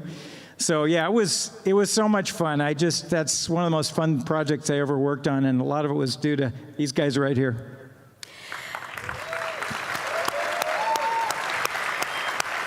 Now, you all know, as Disney fans, we love Easter eggs. So can you tell us about any Easter eggs from the original Star Tours? Oh, yeah. I was a ride operator in Tomorrowland before I became an Imagineer. And my favorite ride to work was Adventure Through Inner Space. Yes. For centuries, man had but his own two eyes to explore the world. I could do the whole spiel, but anyway. You saw yourself under the mighty microscope at the end, and they had this giant microscope. It was a pretty good illusion. You went in full size in the Omnimovers, which are like the Haunted Mansion cars, and then you saw miniature ones at the end of it. It was effective enough that I remember a very frantic woman waiting out in front, and I went over, I said, "Can I help you? You look pretty distraught." And she goes, "Yes, my little boy went in about a half an hour ago, and he was supposed to wave when he got to the small part." So anyway, so for those of you who remember, it was George's contribution to go the wrong way at the beginning. He said, "Every ride at Disneyland is perfect, and I want this to start by going down that door that when I was a kid, I would open all those doors at Disneyland that said, 'Employees only, don't enter, cast members only.' And I would peek through there to see the magic, how they do the magic. So let's start by going that way." And so it went down that corridor. And then when it fell off the end into the kind of storage bay, if you looked quick, there was the mighty microscope. And like your little thing that you can't find now, I don't know where that went after it was over.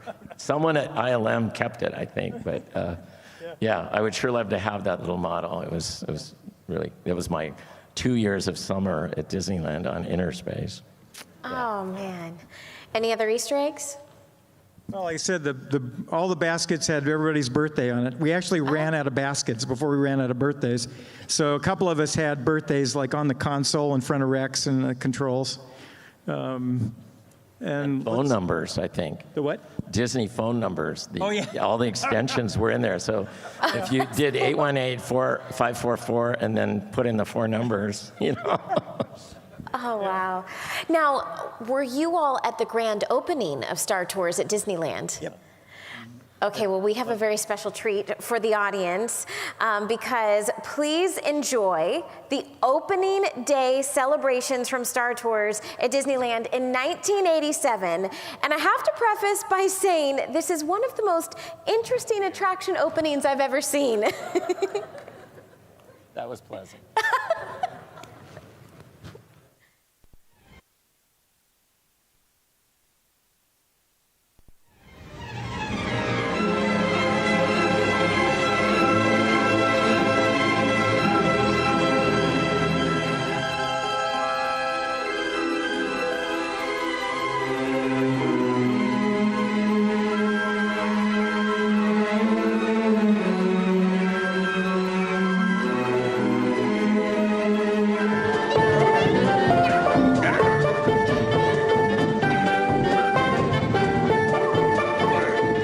Expected to find myself here at Disneyland. This is so exciting. So I can see they've gone all out to make us feel quite at home. Maybe they've gone a little too far.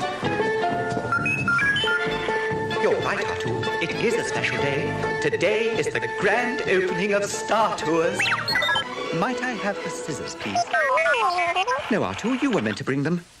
I remember distinctly. Oh, whatever shall we do now? How on earth are we ever going to cut the ribbon?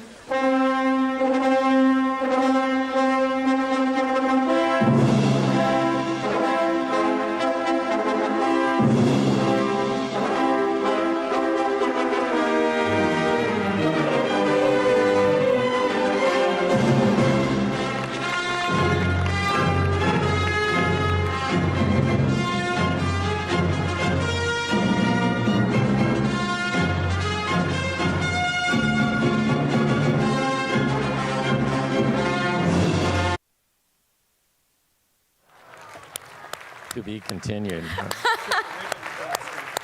They should have showed the ribbon blasting when they blew it apart with the laser beam or whatever. Oh, the arc welder. I think it was an arc welder. You know, that reminded me a lot of Star Wars weekends. Has anyone gone to Disney Star Wars weekends? There was similar, I think there was a dance show at night that was a lot of fun. Now, okay, my last question for all three of you. You know, Star Tours really paved the way for so many attractions to come, but also Star Wars attractions to come. What does it mean to have been a part of this, to create Star Tours? Who's going to start this? Go ahead.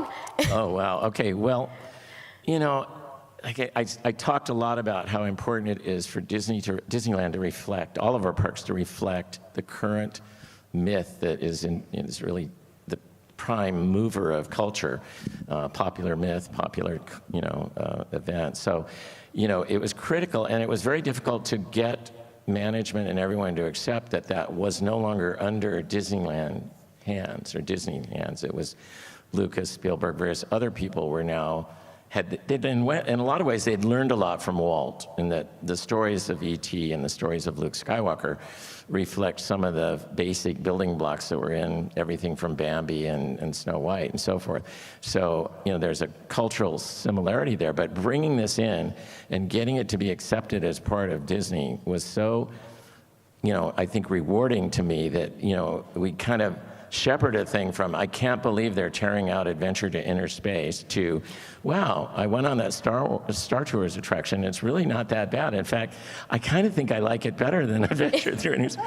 So within a year, we had made this cultural shift. And at that point, it was now opening so many doors that, as much as I grew up and loved Walt Disney, he'd been gone for 20-some years. And so here we were at a threshold where the possibilities were greater than the limitations of that it has to be a Disney movie or it has to be this.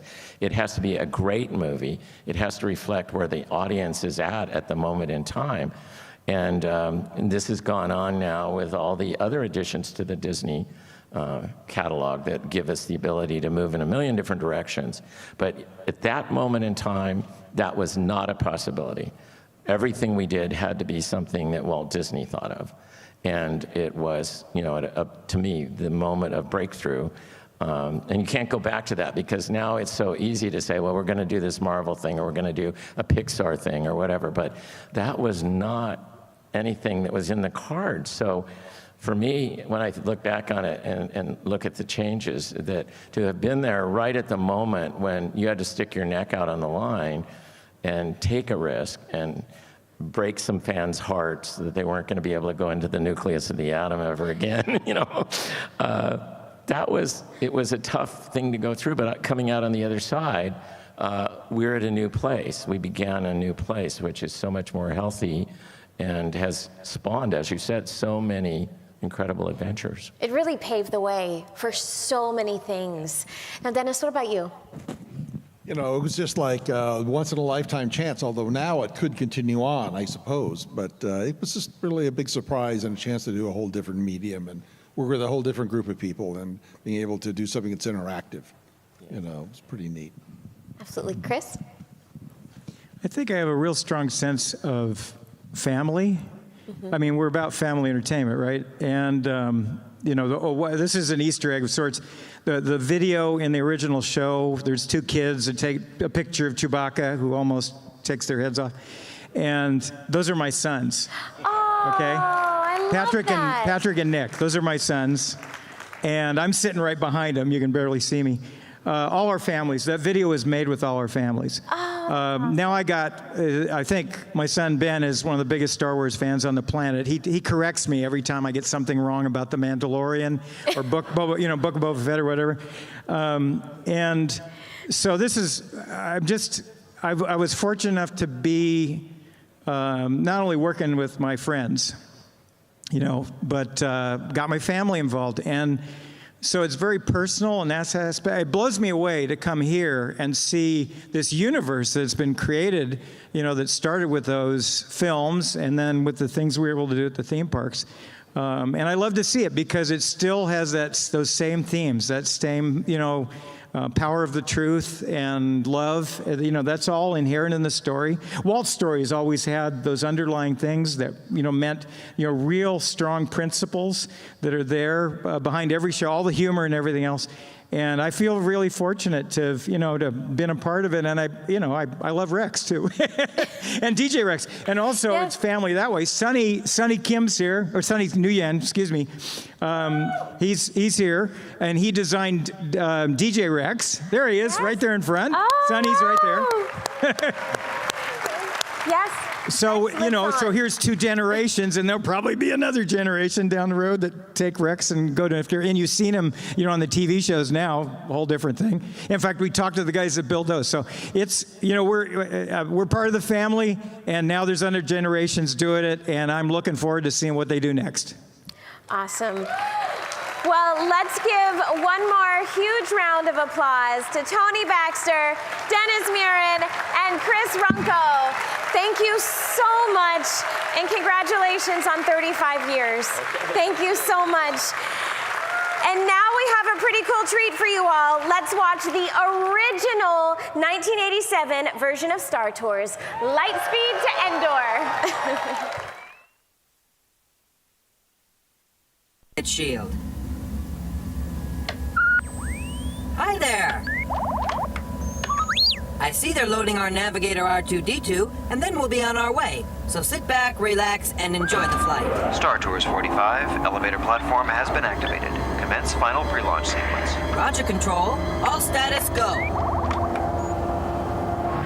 ST-45, you are cleared for takeoff. Contact departure control at 120.4. Copy 120.4. 45, you're going the wrong way. Stop immediately. Uh-oh.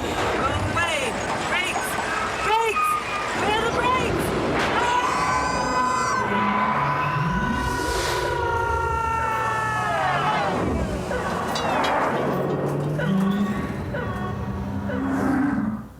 I meant to do that. A little shortcut.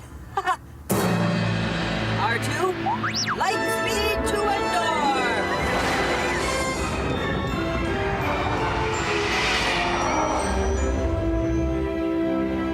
R2, we passed the Endor moon! Now what's the matter?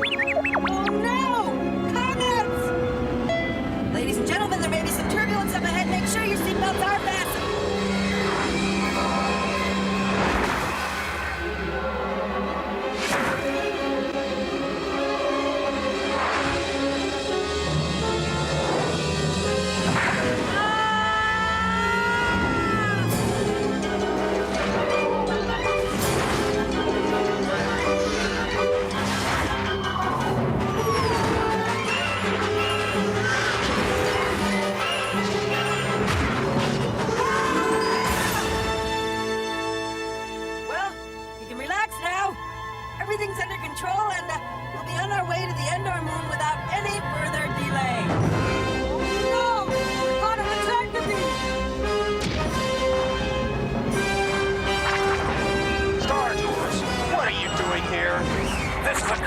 zone. It's restricted. Ease off on your main thruster.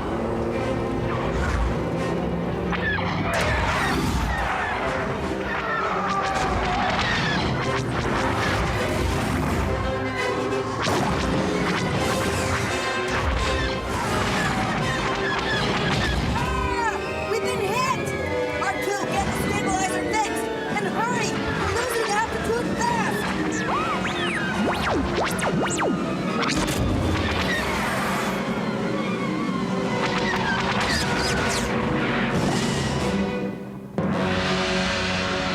324, Red 30, follow me. Okay! I've always wanted to do this! We're going in!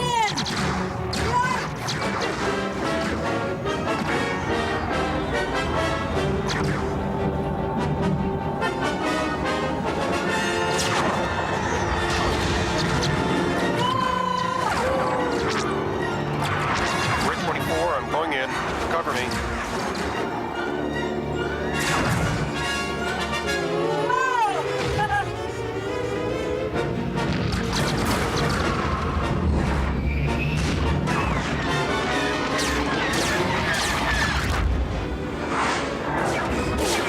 I'm in target range. It's ahead. Did it! All ships, jump to light speed.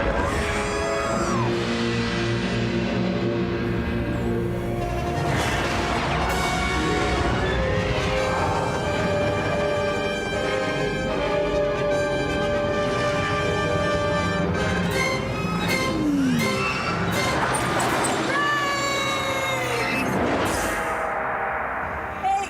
Sorry, folks! Sure to do better next time. Was my first flight, and I'm still getting used to my programming. We do hope Hey! you enjoyed your tour of Hey! Endor and will come back soon. Now please unlatch your safety restraints by pressing the release button on your left. Oh, and That was awesome!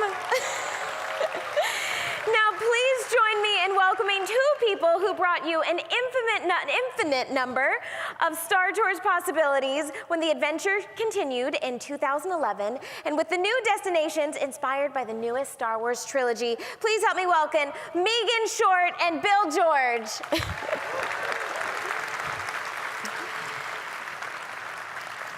Now, Megan has brought film to life for the Disney parks, from Crate to Batuu to Xandar. So please help me once again welcome senior media producer at Walt Disney Imagineering, Megan Short.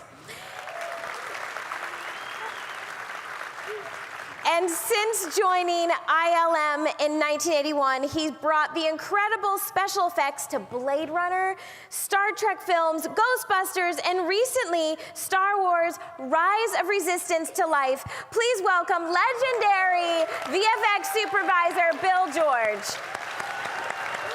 Thank you. Now, with an entire prequel trilogy released since Star Tours had debuted, what was your philosophy with creating new adventures in the Star Wars universe? Well, Tom Fitzgerald, who is the creative director, he envisioned it like a jukebox, and that every year there'd be a new hit that you could just put into the jukebox, and who knows when it's going to play. But we had this whole, because of the, like you said, the trilogy, there were all these environments. Number one being, of course, the pod race, just how that would lend itself to Star Tours so well. But we had the basic script, but then we would go in and say, okay, well, how are we going to show something that's familiar, that we all love and can embrace, but also at the same time show something that's different and unique? So that was the philosophy of how we approach this. And I'll give you two examples. The first one is inside the Death Star. We were thinking there's the swing across from Episode 4 where Luke and Leia swing across. You really don't see how vast that thing is, that environment. And so we thought, well, everybody will recognize that, the little slot windows. We totally recognize that, but let's see how deep that goes. And so that was part of the environment. And a second one was on Hoth. It was supposed to be after the Walker battle. And we said, no, you got to see part of the Walker battle. So instead, we made it kind of post-battle. It's during the retreat where they're running away. So if you look down on the base, you see all these rebel soldiers running to the cave, and off in the background are the rebel transports taking off. So that was something that was familiar, but hopefully unique. Now, did George Lucas guide any of this? Oh, absolutely. We met with George once a month, and he had such a great time working on it because we have so many things to show him. And what was great is, like, if he had an idea, it's like, well, okay, we have to do that. Like, it's something he wants to do. And I'll give you an example of that. There's a scene where Vader stops us in one of the launches, and he puts his hand out. Now, I was trying to be totally legit about where his hand is in 3D space because, of course, this is stereo. And so I had it outside the window. And George said, no, it needs to come into the cab. And I'm thinking to myself, well, that doesn't make any sense. But sure thing, boss, we'll do that. And we did it, and of course, it absolutely worked. It's one of my favorite parts. I love that part. Now, what I love about Star Tours, The Adventure Continues, is that there are over 50 different journeys. One of my favorites is Naboo. So how did you tackle bringing all of this to life? I don't know. That's a lot. That's a big question. Give. Well, one of the wonderful things is because we derived from the films, a lot of the assets already existed. However, even though it was only, I don't know, like 8 or 9 years after the last prequel, a lot of the software that we used had advanced, and so we had to go back and repaint some of the models, that type of thing. But we already had people who knew how to animate these things and how they moved and the characters that were there. So that was a big advantage. Once again, we always took that as a starting point and then tried to push it to the next level. Awesome. Now, were there any other upgrades that new technology allowed for? Megan, why don't you take this one? Well, one of my favorite things about the original experience was it was filmed on 70mm film, and we had mounted a projector to a motion base, which still just blows my mind that could work. But when we went, we made moves to digital, and it really allowed us to have different motion experiences that we couldn't really service with the original. Things like the pod race, like you said, now we get to program new experiences with these new visuals, and the going to digital really allowed us to push that envelope even further. Awesome. There was another thing about going digital so one of the wonderful things about pairing with WDI is there's so much science to this along with the artistry, and they've done studies. We don't want people to get sick. We want them to have a good time in the ride.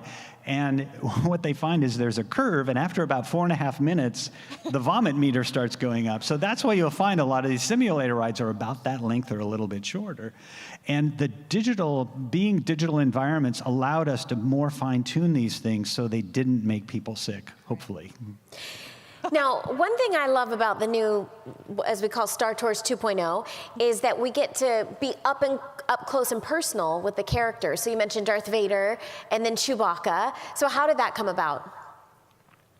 Well, these are characters we all love, It's kind of boring without them in there. Chewbacca was fun because we came up with this idea of him being flipped off of a speeder bike and onto the windshield of the speeder. And the other thing is, every second, because we only have a certain amount of time in this jukebox, there's certain cut points, everything had to be timed out to the second. So we did a test, and I love abusing animators, it's one of my favorite hobbies. We had this office that had glass out into the hallway, and I'm like, this is perfect. So I think we have a little some footage to show of me putting the animators through their paces to figure out the timing of Chewbacca on the windshield. So let's check out this ILM reference footage used to match timing for the Wookiee splat.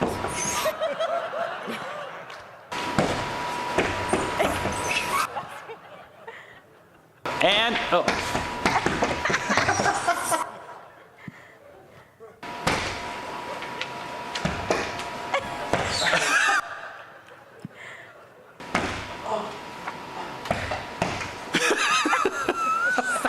And that was the last one.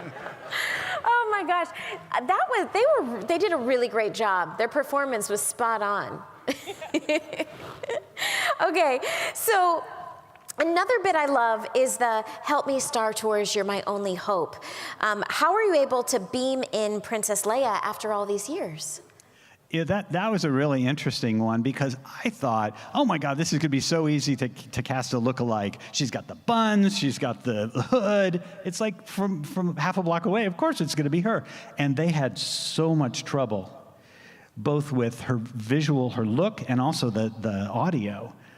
And so I started thinking about the film. There's that scene in Luke's garage where you see the hologram and you see her from all around. And I thought, if they shot that, they must have done it 3 or 4 cameras in different positions, but she went through the whole transmission.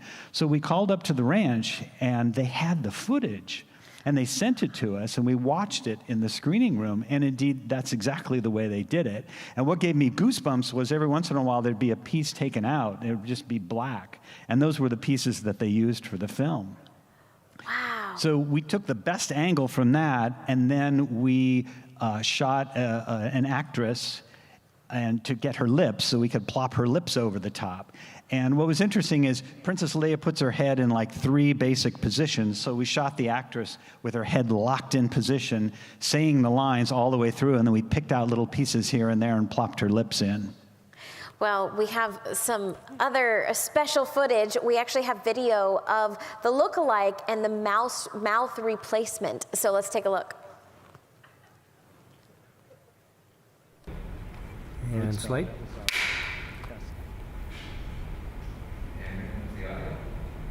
I am Princess Leia of Alderaan. We've placed a rebel spy vital to the survival of the rebellion into your star speeder. You must see them safely delivered to the coordinates I'm transmitting to your R2 unit. This is our most desperate hour. Help me, Star Tours. You're my only hope. I am Princess Leia of Alderaan. We've placed a rebel spy vital to the survival of the rebellion into your star speeder. You must see them safely delivered to the coordinates I'm transmitting to your R2 unit. This is our most desperate hour. Help me, Star Tours. You're my only hope.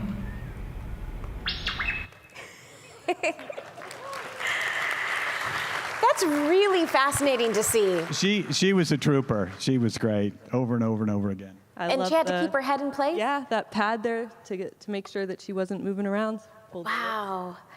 Now, I was just telling you before we came on stage, one of the greatest honors of my life was I actually got to be a part of the grand reopening of Star Tours The Adventure Continues in 2011. There I am on stage. And I'll never forget it because we were backstage right before we walked up. And George Lucas and Bob Iger were talking very closely. And they were talking, I could tell that they had just been to lunch or breakfast right before. And legend has it that that's the lunch or breakfast where I guess George approached Bob Iger about buying Star Wars. So yeah, a day I'll never forget. Okay. So, Megan, I love how when a new episode in the sequel trilogy came out, I was able to experience it on Star Tours. So, did you get to work with the filmmakers? And how did you pick out the scenes which were included in the attraction? Yeah, we were very fortunate. Imagineering being able to partner with the creatives from the film and work together to pick what is a destination that we can add that's going to excite our audience and the fans, but we also had to be very careful and choose something that was conducive to, the simulator and the motion base, and is also going to give us fun 3D, events and gags. So, fortunately, we do get to work together and look and think about what's coming. One of my favorite examples is Crate. Adding that destination. It really, well, this is Jakku, but that was fun too. But one of my favorite is Crate because the Crystal Cavern reminds me a lot of the original Ice Comets in terms of some of those visuals, but then we get to have fun with the ski speeders, and that's totally new motion for us.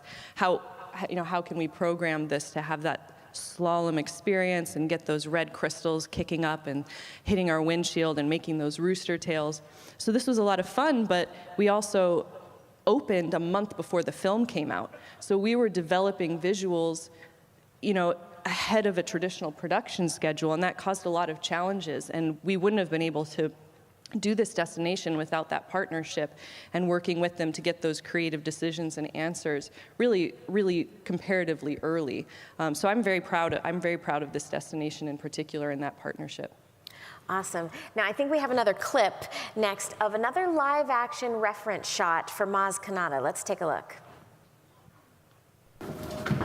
I am Maz Kanata, and I come to you with an urgent message.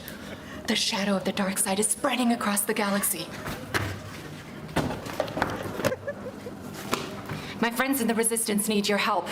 All of you. Even you. Head to the coordinates I am sending you. We must face them and fight them. Now go!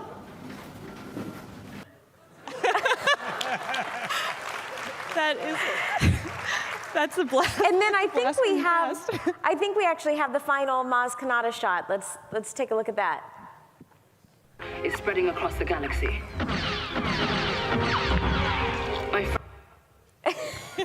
That section there was done as a test because we had the idea of the lasers actually coming out of the transmission and into the cab, which I think they do. I think ultimately that's what we did. And that was Maya, who is our animation director. Once again, they pay us to do this, believe it or not. You all have so much fun. I want to join your team. Okay, you're welcome. Yeah, absolutely. Come on in. One day I'll just be sitting there in a desk. Okay, now Megan, I'm curious how you all tied in Galaxy's Edge and Batuu into Star Tours. So tell us how you collaborated and brought the two into the ride. Oh God, that was such an exciting time. A lot of the Imagineers were working on Galaxy's Edge were also working on Star Tours, and Bill was working on both of those with us at the same time. And what was great about the way that timeline worked out is we got to give guests a sneak peek of Galaxy's Edge and Batuu before we had even seen it. Didn't exist. It was just dirt, you know? And so we got to advance our digital model to make sure that we were able to come out of hyperspace and land here on Batuu. It really propelled that model forward. We were ahead of the sort of traditional timeline in making decisions about textures and what types of fabrics are the flags going to be, what color is that paint, what's the dirt look like, what trees are going to be growing there. Oh my God, the trees. It's just so many decisions that were still in creative flight. And so it allowed us to really push that forward. And then that digital model is used in attractions like Rise of the Resistance and Millennium Falcon Smuggler's Run. You get to see that same model that we used in Star Tours, we used again in the attractions because we were able to bring it so far along. Wow. Now, you both have just such personal connections to this ride, and you're part of just a legacy, truly. I mean, you heard us talk earlier, Star Tours really paved the way for so many things to come. So first of all, congratulations on being a part of this incredible legacy, and then share a personal connection that you have with the ride. Well, in talking about Star Tours again and looking back at the history and legacy of it, I had a realization that I was born 2 weeks after the original opened. So I got to go from being a fan, being a kid and riding this ride, and I'll never, Rex's Comets is burned into my brain as a kid and a fan, and then getting to work on it later and the idea that maybe another young, old, in-between fan is experiencing that with The Adventure Continues, that same joy. It's giving me goosebumps right now. It's so special to me. That's awesome. Thank you. Bill, what about you? Well, you know, this is an example of doing the right thing for the wrong reason. When Star Tours came through ILM, I heard about it, and I heard that it was in stereo, and that was when stereo in movies was the big thing, and I thought, I need to get experience doing stereo. And so I went to my manager, and I said, I'd really like to be involved in this project. And what an incredible decision that was, even though it was for the wrong reason, just because it started this long relationship with WDI, with Tom Fitzgerald, with talented people like Megan, and I've done so many projects with them, and then of course they bought us, so that was a good position to be in. But you know, there's the attraction, and then there's us working on the attraction and the incredible relationships with all the talented people, and I've learned so much from it. So it's been a great experience, both the ride and working on it. Awesome. Now, I know we talked about Easter eggs before, but since you're working on the current ride, we want to know secrets. Because like, I rode Smuggler's Run, and I didn't even know that there was a Chewbacca mode. So what secrets can you tell us about Star Tours? Bill reminded me of this. This is my favorite. The crystals that hit our windshield when we do go to crate in the destination, as you can see in the picture, that's crushed up red Jolly Ranchers, which is just so genius. I love the creative force behind all of this that could come up with something like that. And it looks great. It's my favorite. I love that. And I will never be able to unsee that now. I know. Bill, what about you? Any secrets? Well, this is one example. When I was working on Return of the Jedi, I was one of the model makers who worked on the under construction Death Star, and we had to build a digital version. And I knew up at the archives, you can never tell what's going to be there because they travel and go in shows all over the world. But the Death Star never leaves because it's so fragile.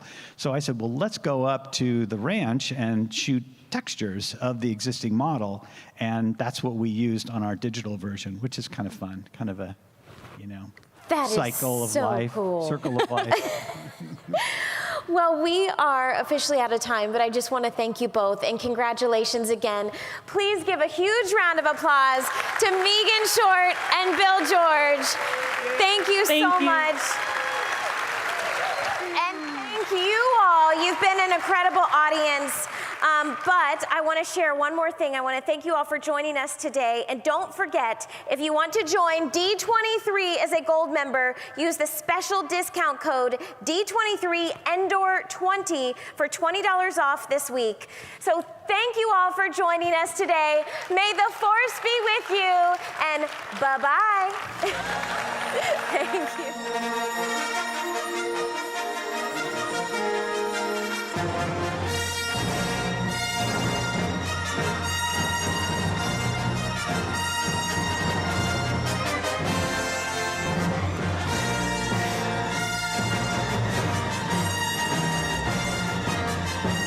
Thank you all so much for joining us today here at the Galaxy stage.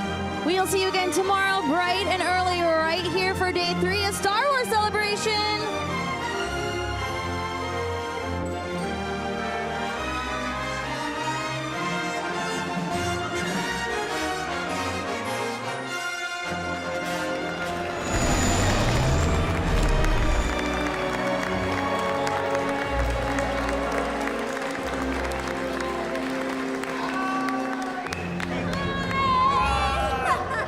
Star Wars and anime go together like chocolate and peanut butter. It's true. Or like Bulma and Vegeta.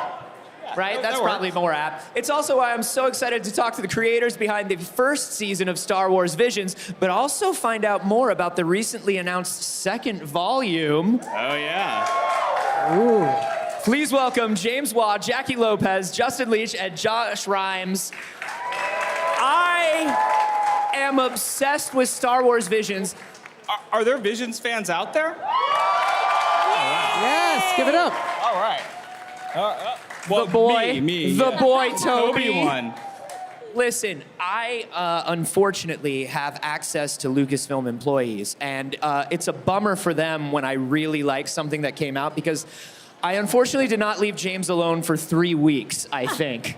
That's true. When Visions started airing, I absolutely loved this. I feel like it's something that I've been waiting for years without realizing I was waiting for it. Why do you think it worked so well when it finally happened? Oh, man. I say this all the time, but I so mean it. It really was a labor of love. Like, Visions really was something that everybody at Lucasfilm was so passionate about doing for so many years. From Dave Filoni, who loves anime, to Kathy, who's been instrumental in bringing anime Studio Ghibli films over to the West. Yeah. We loved it, but also it's a medium that has it's inspired so much of the cinematic language of Star Wars. It's a medium that's full of rich imagination, deep world building, and to me, that sounds like Star Wars. So Yeah. it felt very, very seamless. I feel like stylistically, you know, from the very first episode, from the duel, you know, Kamikaze Dango, one of my favorite studios. I mean, I'm a JoJo fan, like through and through, and just seeing that starting off, I mean, it felt to me like everything that inspired Star Wars to begin with, right? Like all of these old Kurosawa movies, everything about the Lone Samurai. It was absolutely wonderful. I mean, were you surprised by how much people kind of like latched on immediately to this from go? Because it feels like maybe in a way it was like a little bit of a gamble, yeah? Oh, it was a gamble, and we were definitely worried how, for our real hardcore Star Wars fans, would they be accepting of this? But luckily, we're thrilled at the reception it got. I mean, I think it made so much sense. Yeah. It's so tied to the influences of George and Jedi samurai movies, samurai dramas, Yojimbo, The Duel, even The Mandalorian, The Wandering Samurai. It all fit. It all fits. Yeah. And it fits beautifully. And you found and worked with just some of the most amazing studios. I mean, I mentioned Kamikaze Dango, but also Production IG. I mean, I'm a Furikuri fan for like years. Kenji Kamiyama was an honor. It was an honor. You know, I just, what was it like to kind of like work with these studios, and how did you approach them, and what was the workflow like? It was thrilling. That's how it was to work with these studios. And it was thrilling that they were so excited to work on Star Wars, too. It's like as much as we were thrilled to work with them, they were so happy. And it was amazing. They're just so collaborative. And they had so much passion for Star Wars, and they had so many toys, and it really came from the heart, which I think this project is all about. And for me, I used to work at Production IG, which made The Ninth Jedi. So for me, it was extra meaningful. And I worked for Lucasfilm. both Lucasfilm and IG. So it was such a great, opportunity to see those two come together. I was so happy. Yeah, that's amazing. Did you all have I mean, obviously, it sounds like maybe you're a little biased towards Production IG, but did you all have a favorite episode? You can't choose your favorite child. I mean, but I can. It's Toby. Toby is my favorite child from Star Wars Visions. Look, they're all special. I think you just mentioned the duel, right? Yes. And I think the thing about the duel that's so special to me is that the cinematic language of Star Wars is so deeply rooted in Akira Kurosawa films, in the Jedi films Josh was just talking about that influenced George. And what was amazing about this is you got to see that cycle of artists inspiring artists, and then that passing back. So in a way, the reason Star Wars feels like Star Wars is because George is so inspired by those films. Kamikaze Doga was so inspired by George's work over the years that they wanted to take Star Wars and pull it in to that kind of original inception of kind of feudal Japan. And it's just truly amazing to see and to experience. Yeah, I loved it all the way. I mean, you're working with Trigger. You're working with Science. They're all amazing. We got the unexpected with Trigger, doing their sort of bombastic style, and Lop and Ocho with the incredible Lop, the bunny species. Yes, so amazing. And that's they're the other all thing. so special. The rock opera, too. The rock opera. Tatooine Rhapsody. Oh my God, Tatooine Rhapsody. It gave me these Interstellar 5555 vibes, that Daft Punk anime. I was like, this is amazing. And it really feels like y'all gave them the freedom to sort of, we're talking about creating the Lops and all of these things, like go play, have fun, Yeah, that was definitely a part of it. I think, first of all, how do you choose what studios you want to work with from such an array of talent over there? And I think once we did, the thing that mattered the most to us is, yes, we wanted people to kind of celebrate what they loved about Star Wars, what elements of Star Wars inspired them without worrying about putting it into our timeline. And this was not a project about that. This was a project about love and just celebration. But we wanted to make sure that these were authentic Star Wars stories. And so these are stories whose themes resonate, I think, with all the content we do. These are themes about choosing selflessness over selfishness. These are themes about found family. And so for as crazy as a story like Twins feels in anime, it is a story about family and choosing right and wrong. And so that Brother was and really... a sister, hey. Yeah, we were there to help them and to help guide them to realize the best Star Wars story they could create. But we wanted their authentic vision. Yeah, and now we're looking at Volume 2 coming here. We Which are. is very exciting. Yes. We are. Before we go to volume 2, Yeah? can we just say to keep your enthusiasm up for anime and Star Wars? Oh, okay. Yes. Yeah. Okay. No, absolutely. I mean, I think I know the answer, but would you like more anime and Star Wars? Okay, all right. Well, we would too. And so we guarantee you there will be more anime Star Wars expressions in the future. And anime takes a while to make, so bear with us, more to come. But with Visions 2, we always saw Visions as a framework that could sort of not be bound to any one specific genre or medium, but could really unlock the power of Star Wars for all sorts of creators, all sorts of talent. So Visions 2 is really a global tour of some of the world's best animation studios. Wow. And allowing different cultures to kind of celebrate Star Wars in the way that resonates the best with them. Yeah.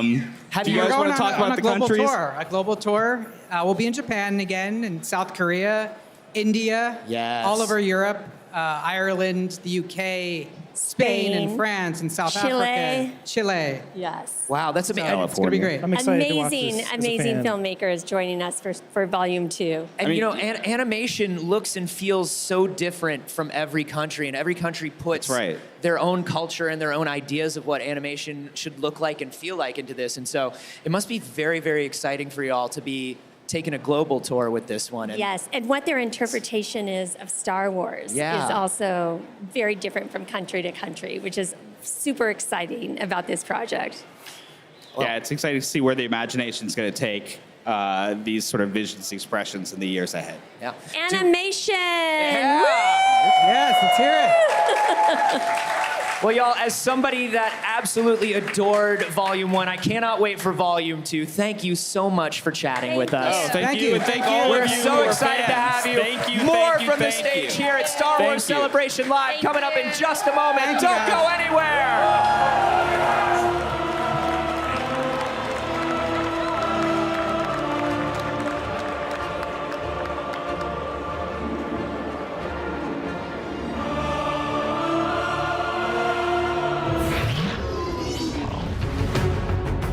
I'm here at Thomas Kincaid Studios, makers of fine art prints. They have an incredible array of Star Wars offerings this weekend at Star Wars Celebration. I'm here actually with one of the artists right now, Monty Moore. How are you today? Fantastic. Glad to be back here finally. You enjoying Star Wars Celebration? Absolutely. I think this is my, I don't know, 8th or 9th maybe. So there's a lot of us artists who have been all over the world celebrating Star Wars. That's fantastic. Now, you actually brought a few of your original prints here. Why don't you tell us about them? Yeah, we're debuting a new classic collection here with Luke, Vader, and Obi-Wan. And then the Mandalorian collection is an ongoing series through Thomas Kincaid Studios. And the connection here behind me with Ahsoka and Mando is debuting this weekend as well. And there are 13 pieces in that collection already for fans to enjoy. Fantastic. Now, when we look at a piece like this, you said there are 13 pieces in the collection. Is every print limited? There are some open editions so that there's a real great cost point entry for fans to have. And then those collectors who really appreciate the higher collectability and the more framed, larger editions that are hand embellished, those go down in number as well. So Thomas Kincaid Studios has a legacy of really being like the fine art leader in the category. Fantastic. I love it. Okay, well, thank you so much. I'm going to look for this stuff. It looks fantastic. I want to walk on over to Dirk Wunderlich. Now, Dirk, how you doing today? I'm doing great. Now, we're standing in front of an incredible piece that you have this year at Celebration. Why don't you tell me a little bit more about it? Oh, well, this is my first Star Wars piece. This is my first Star Wars convention. Really? Yes. That's exciting. All right. And I picked this scene because I thought it was, I only want to do the original trilogy, 4, 5, and 6. And I thought that was just such a pivotal scene to start off my collection. That's how I picked this one. I absolutely love it. And the title of the painting is very inspirational, too. It is Do or Do Not. There is no try. Of course, wise words spoken from Yoda. Yes. This is beautiful. Now, folks can get this, if they're at the show this weekend, they can get this here as well. They can get it here. It's available online from Thomas Kincaid. and it will be available in any Kincaid Park event. Fantastic. Absolutely beautiful. Good luck with that. Good luck Thank with your you very first much. show. Yes. And then we go over to longtime Star Wars friend Brian Rood. How are you today, Brian? It's Celebration. That's right. You We're can't all get any back better. Here. Doing great, man. Now, Doing great. you are no stranger, no novice to the Star Wars universe. I know you've been doing this a long time. You have an incredible array of new offerings. Why don't you tell me all about these? Yeah, but we kind of kickstarted my launching off with the Kincaid crew and this whole thing with the new Boba Fett show. Absolutely beautiful. Book of Boba, yeah, we did three pieces, kind of revolving one around the first of each 3 episodes. Just totally stoked about A, still doing Star Wars art after all these years, and B, kind of expanding out and dabbling with all these other great licensees and all that stuff, because how can you beat this? I mean, this is a beautiful setup, man. When I first heard Kincaid Studios is getting the Star Wars license, I'm like, that seems like a weird, and then I saw it and I said, that's not weird. Yeah. Is Boba Fett your favorite character? Yep. He is. Why? Always has been, man. Ever since I was a little kid and got the big 12-incher and the viewfinder. I don't know if it's the armor, if it's the mystique about the character, the weird color palette that actually looks totally cool. Everything about it is just, well, he's always been my favorite. They are very, very cool. And if you are on the show floor, please stop by Thomas Kincaid Studios. If you are at home watching, you can go to artofentertainment.com, take a look at what they have. We have more Star Wars Celebration live coverage coming up right after this.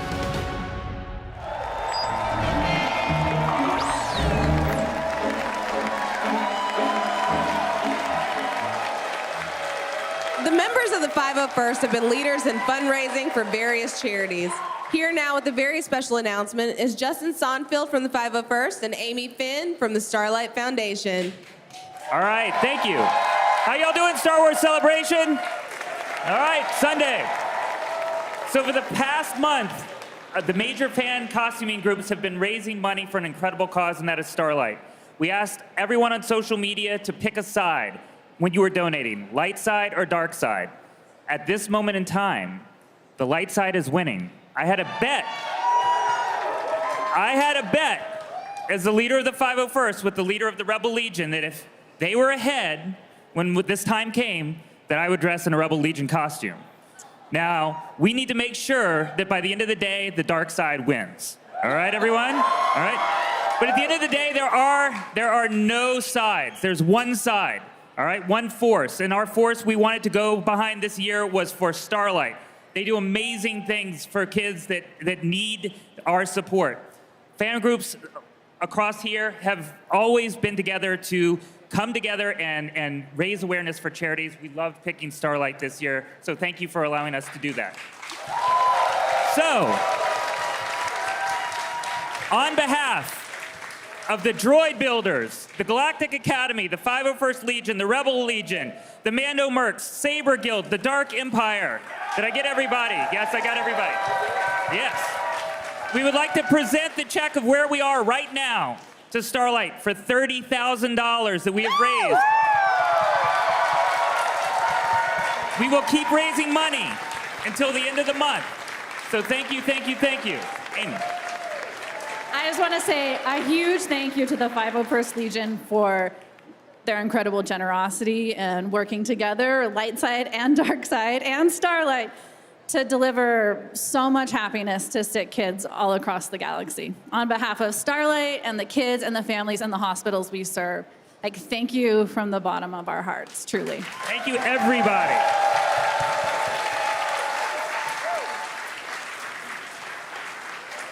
Sorry, I was trying not to cry, but that's not gonna work.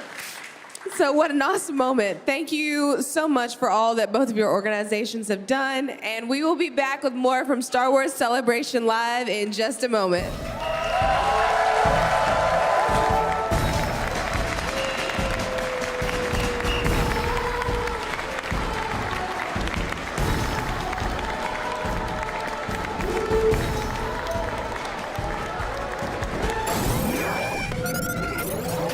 Hey everybody, I'm Kristen Bates, here at the Tattoo Pavilion at the Star Wars Celebration show floor, and I'm joined today by my good friend Mark, who's been doing tattoos probably longer than I've been alive, and we're going to talk a little bit about the Star Wars Tattoo Pavilion today. Mark, how's it going? Good. Did you just call me old? There's a chance I just did. So you've been at this Star Wars Tattoo Pavilion doing tattoos since the start of this time-honored tradition. Can you talk about how many Star Wars celebrations this Tattoo Pavilion has been at and how many Star Wars tattoos that you could guesstimate that you've given?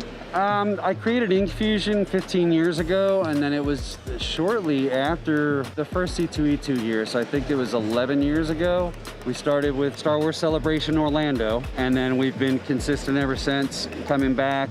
We've had artists from all over the world come in for it. We couldn't tell you how many Star Wars tattoos over the years, but hundreds and hundreds. Could you give a rough number about how many Star Wars tattoo artists are here at this Tattoo Pavilion right now?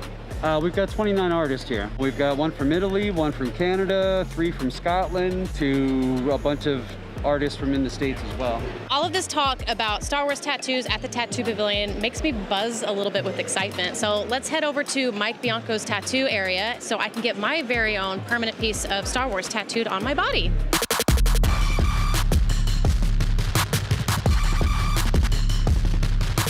I'm getting a Rebel symbol. It's my first tattoo and first celebration. I guess because I grew up with the original trilogy, so I was like, might as well kind of spread the moment. I am getting a Jar Jar Binks tattoo, but not like what you think of when you like Phantom Menace. It's when he's in the representative saying, hey, Palpatine should have the power, which is fun because I am head of the Galactic Senate for Rebel Legion. I'm getting a tattoo, something that I contacted Matt here about a couple weeks ago, and he came up with this amazing design right here. I think the needle first touched the skin about 11 a.m.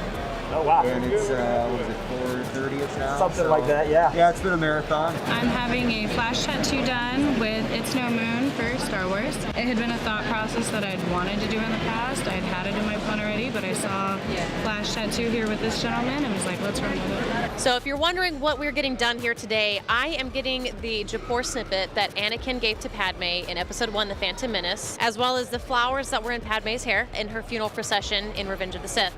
I grew up loving the prequels. Those were the first films that I saw. I'm a huge prequels fan, so I love that they're making a comeback, especially with the Kenobi series that's coming out. So I wanted to pay tribute to my homegirl, my favorite prequels character, Padme Amidala. So you're a real one, Padme. Thank you for everything. And here is the finished product. I am so pleased with this. Mike, thank you so much. You did such a fantastic job. Now that I have permanently marked Star Wars on my body forever, make sure you guys come check out the Tattoo Pavilion during Star Wars Celebration. And for more Star Wars Celebration live coverage, stay tuned.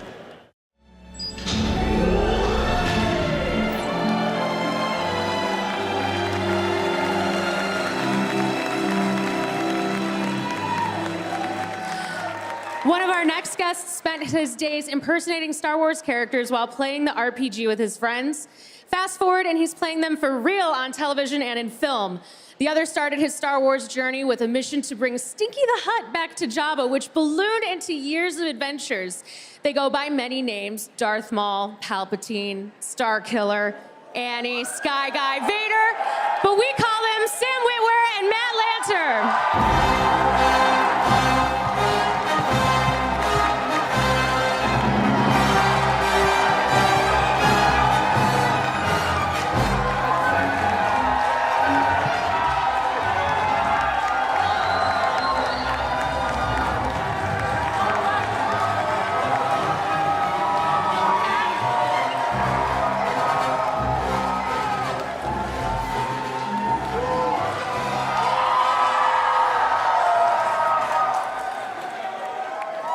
What's going on?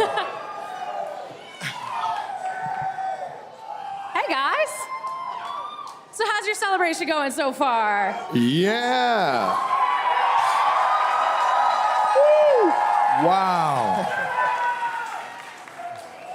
So cool. So cool. Welcome. There's some energy up here. Oh yeah. You walk out and everyone's just like, Kenobi! Kenobi. Yeah. So Matt, What's the difference between playing Star Wars as a voice actor and now in live action as you did in The Mandalorian? In the live action, you have to be careful to not break the set. Because sometimes when you're asked to be thrown into the set because you get killed with a knife to the gut, you want to not break all the nice set pieces, but it's inevitable. Did you break it? Yes, I did. What did you break? I broke the control board to the ship, and I don't think they were happy. I mean, they probably make it to break, right? It's for the kids. I had to sell it. It's for the views. Yeah. The ship can crash if you break the control board, man.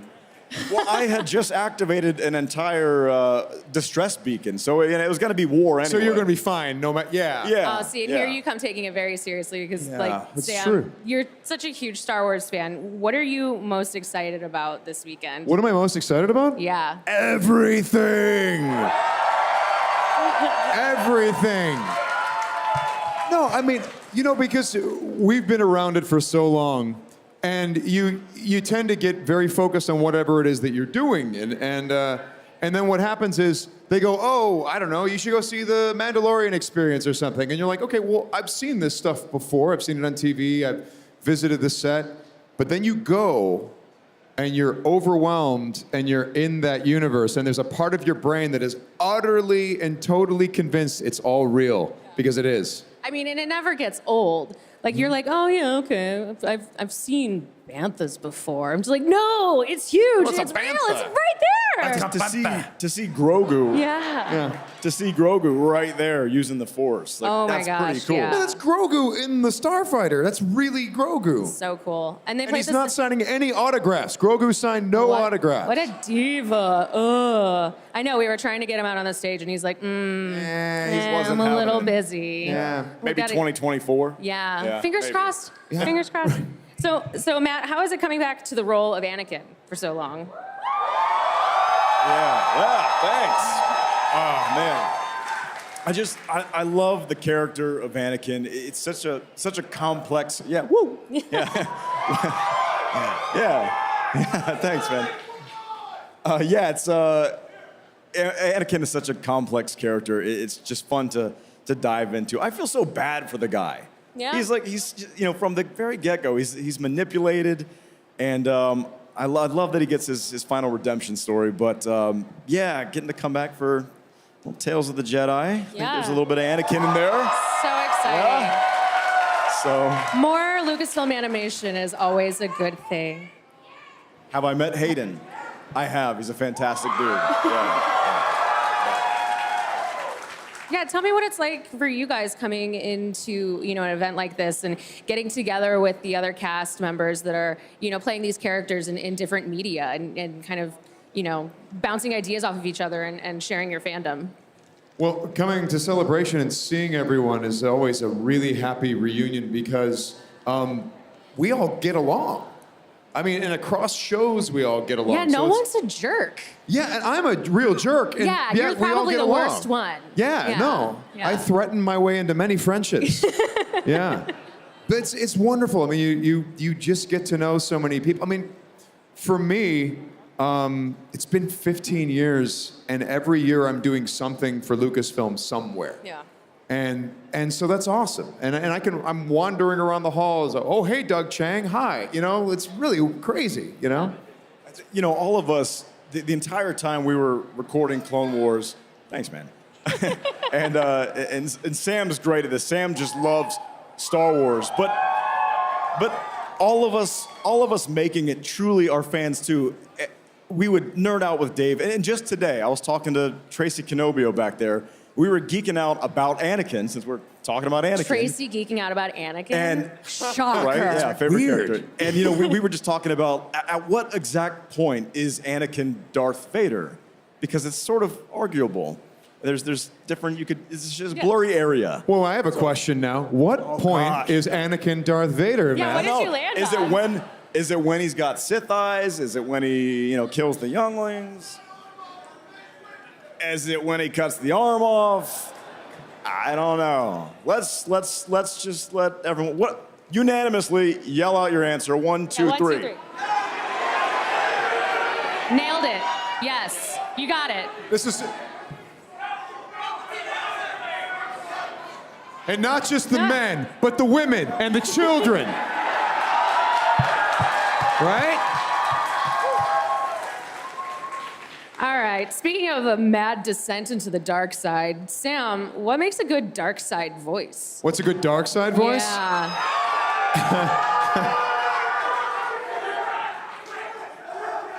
Do it? No pressure. Okay. Okay. Okay, hold on. Okay. All right. I can see him in my mind's eye. Kenobi. Kenobi!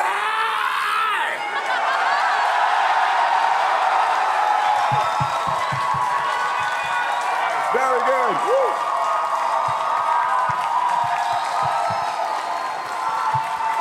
I mean, and you're also a singer, so you have to be really careful to do that and not like shred your vocal cords. Or destroy their ears. Yeah, sorry, guys. Yeah. I think they might have prepared and turned down the mic a little bit. Right. So. I think they were ready. So Matt, back to you. What do you think it is about Anakin that makes him so interesting to play? We were talking about how he's, such a complex character, but I just think that he's got so many layers. He's just a guy, like we said, that's been manipulated. I think that he loves so hard, obviously, as you all know, that's his downfall. But it's also probably one of his best traits. And so I just think with Anakin, he's so close to being just such a great guy, and it just gets tipped over by the passion. I don't know. It's just, there's a lot of exploration and character depth there, and I just love playing that. Yeah. And Sam, you've got such a stable of characters under your belt now. Who do you find the most interesting to play? What's that? You've got so many characters under your belt now. Like, who do you find the most interesting to play? Oh, big shot, guys.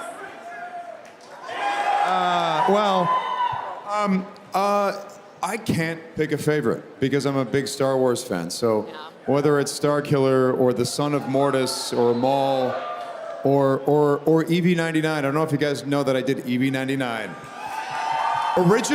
Originally voiced by Richard Marquand, the director of Return of the Jedi.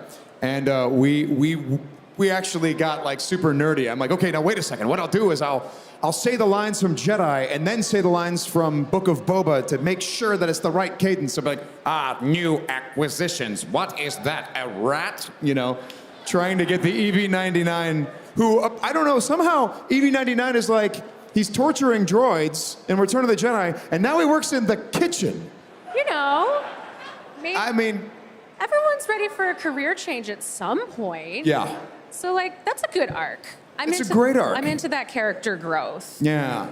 So after you guys have attended so many fan conventions, what about your portrayal of various characters do you think has resonated so much with the fans? Whoa. Yeah, who do you guys get the most love for?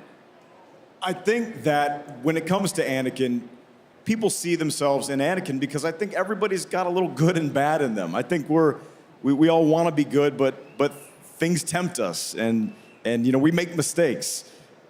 Not quite the mistakes he made, but yeah, really. Well, some of us, but they're not here.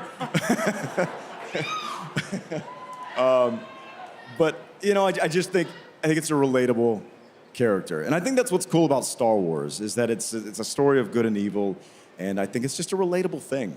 Yeah. Sam's taking a moment to think here. Whoa. I mean, we've got a lot of Starkiller fans in the audience. Yeah. Starkiller seems to have a really, really lasting hold on people. Why do you think that is? Why does it last? It lasts because it is so human. Yeah. Because, as you said, we can see ourselves in these characters, especially the characters that are, life is a struggle, and you may do something good on one day and say, hey, I've conquered the dark side. I'm one of the Jedi. And then maybe, and that's on Monday. And then on Tuesday, maybe you fall short a little bit, and the dark side is pulling you, and it's this. Life is this constant challenge against the dark side. You become as good a person as you can be. And Star Wars is all about that. So I think that people can't help but to relate to that struggle. We all want to be proud of ourselves. We want to feel like we're the heroes and rather the villains, and it's tough. You've got stories that are war-torn areas in Star Wars, just like we have and we've had in history. So I think it's a relatable human story. Yeah. You guys are both part of the Loop group, which I think is like the coolest, most fun thing. And you've done a myriad of background voices and characters in the movies. Have you ever slipped something in super nerdy that has made it on screen? Yep. Yep. Busted. Let's hear it. All the time. Yeah, that's your job. No. Well, okay, fine. So this is so bad. We shouldn't have done this. So in episode 4, A New Hope, the stormtroopers, as Obi-Wan is sneaking around the Death Star, the stormtroopers are like, "Say, did you hear about the T-16? Yeah, some of the other guys are telling me about it. Say, it's quite a thing to see." They're talking about the T-16 or TC-16. So in every Star Wars movie since I've been around, every movie, we've slipped in stormtroopers talking about some iteration of that technology. So if it takes place in, say, Rogue One, which is before A New Hope, well, in A New Hope, they were talking about the T-16. So in Rogue One, they'd be like, "Did you hear about the new T-16? Nah, I like the T-15. The T-15 is better. I hope they don't change. They should keep it that way." You know, and then like in The Force Awakens, it'd be like, "The T-17 is really exciting." No, it's not. They should have stayed with the T-16, you know. And if you turn on the subtitles, you can see exactly what we said, which is so embarrassing. And I'm told, and this is so bad, we have now leaked beyond the movies, because it's in every movie, Solo, everything. And now it's in Kenobi. Listen for a couple of troopers. Yes! I love this. I love this continuity. Yeah. It's so bad. We shouldn't do that. It's No, you should. so bad. You should. Like, Star Wars is supposed to be fun. Yeah, well, it's fun for me. Yeah, of course. Awesome. Well, thank you guys both for swinging by. It's always fun to hang out with you guys. Yeah. Stick around. There's more from Star Wars Celebration Live coming up after this.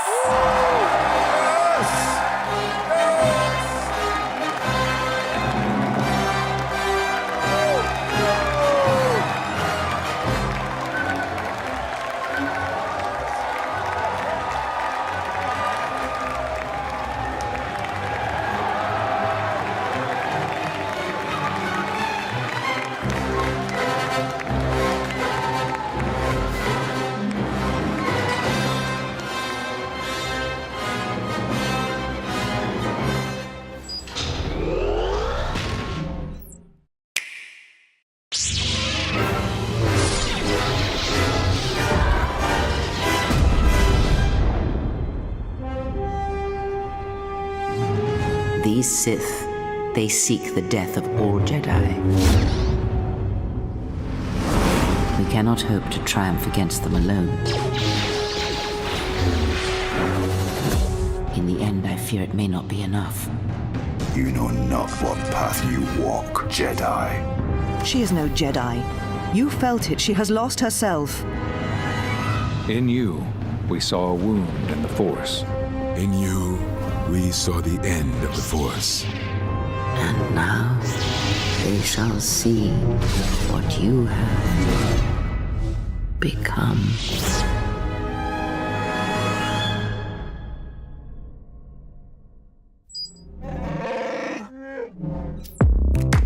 What's up, Celebration? Hector here on the floor at one of the most popular booths.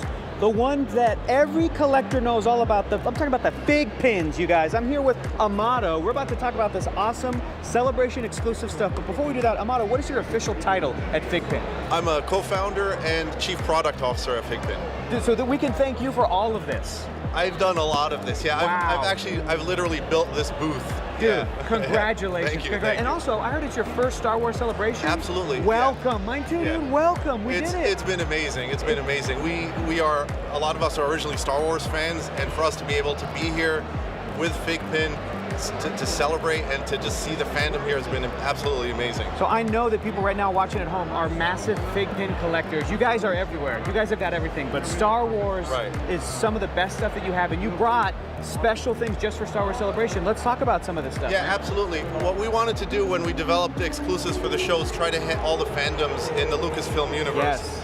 So, dude, you even got 4 LOM. I see 4 LOM right there. Right. Yeah. So 4 LOM and where's right here. Yeah. So this is part of.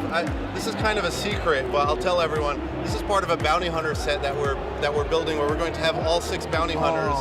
We're selling them 2 at a time, and then in the end we'll have a Darth Vader that finishes off the set. So we've got 4 LOM, IG-88. This is amazing. That's Talking right. about all the different fandoms, you've also got Bad Batch here. We got Wrecker, Crosshair, That's Hunter. Right. We had done Bad Batch with the helmets on, so for Celebration, we thought we'd pull their helmets off and do three of the characters as a show exclusive. You know what I love about it, Amato, is that there's different ways to display the fig pin collection, which I love. It's like you can have the pins themselves.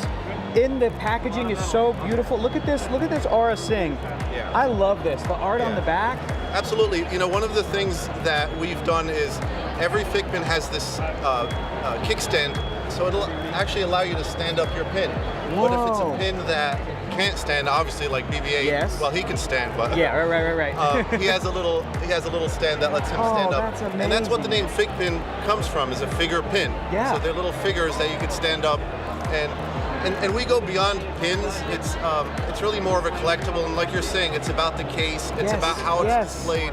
Look at this. And what we wanted to do is take pins and just elevate them to the next level.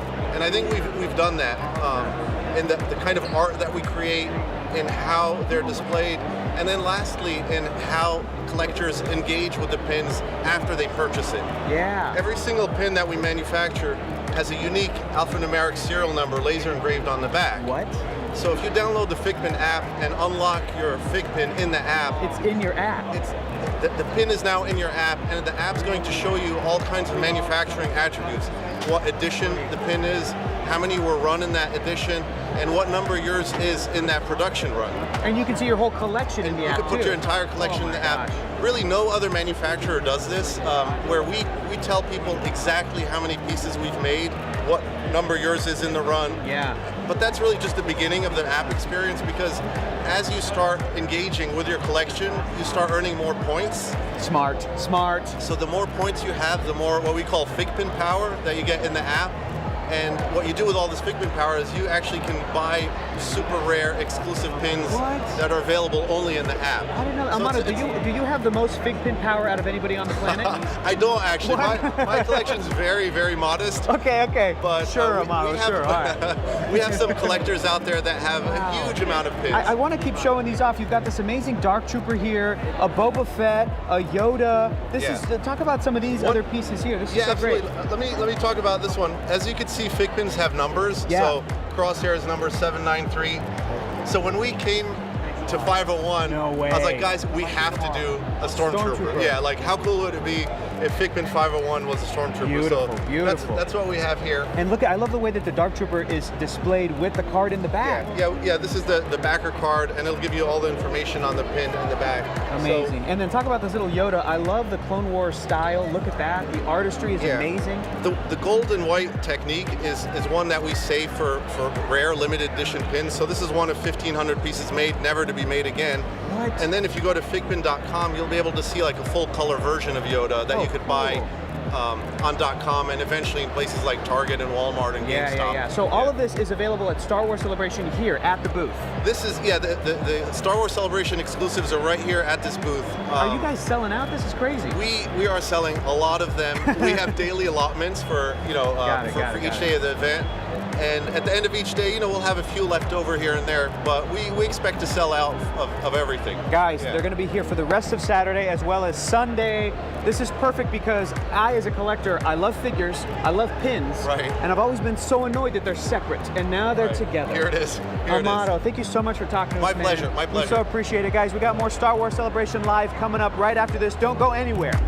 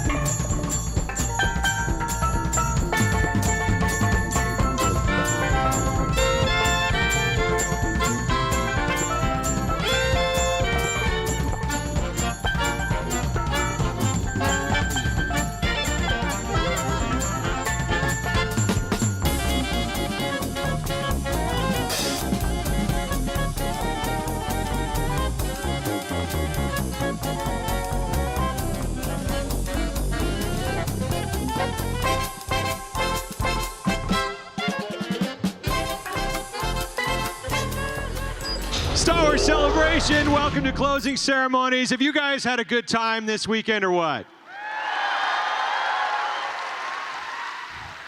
What about you, Elliot? You had a good time this weekend? As you get your microphone ready? I did. It's been a long weekend, but it has been absolutely amazing. It doesn't feel like it's funny, it goes by in an instant, but at the same time, every day was just filled with so much incredible content. New shows, new trailers, incredible panels. But most of all, what I wanted to say to all of you, and I'm sure you've been feeling it this weekend, is it's just so great to be back. It's so great to see all of your smiling faces. Even through a mask, you can just feel the positive energy. It's so great to see the costumes, to relate to each other, to know that we're more than our social media presence or a little window on Zoom. We get to see each other and connect about something we love, which is Star Wars. Amazing. On a personal note, of course, it was great to be here with my family and to see all the families that have been here this weekend, the multi-generations, the kids, the grown-ups, the grown-ups, all the generations of Star Wars fans. On a personal note as well, this is my 15th year as a stage host for Star Wars Celebration. I think each one is always better than the last. This one's been incredible. We have a little highlight reel that we want to show you of the weekend and about Star Wars Celebration in general.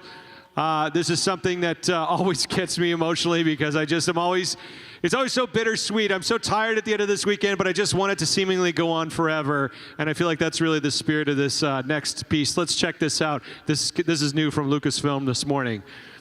Here we go.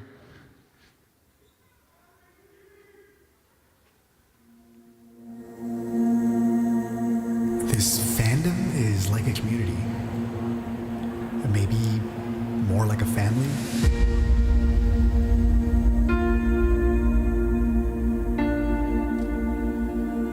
We all haven't seen each other in kind of a while. We're all finally here. We can reunite. It's really great to give the community just one big hug again. All of these friends that have been waiting to meet up and enjoy Star Wars together finally get to see each other.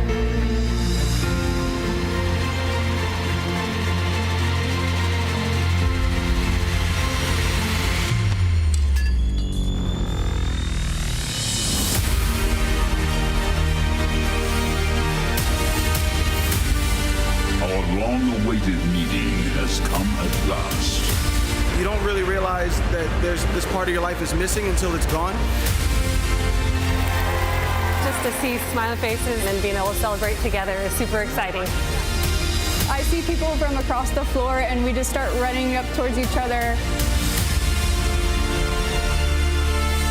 It's always being able to get together with people who love the same stuff that you do.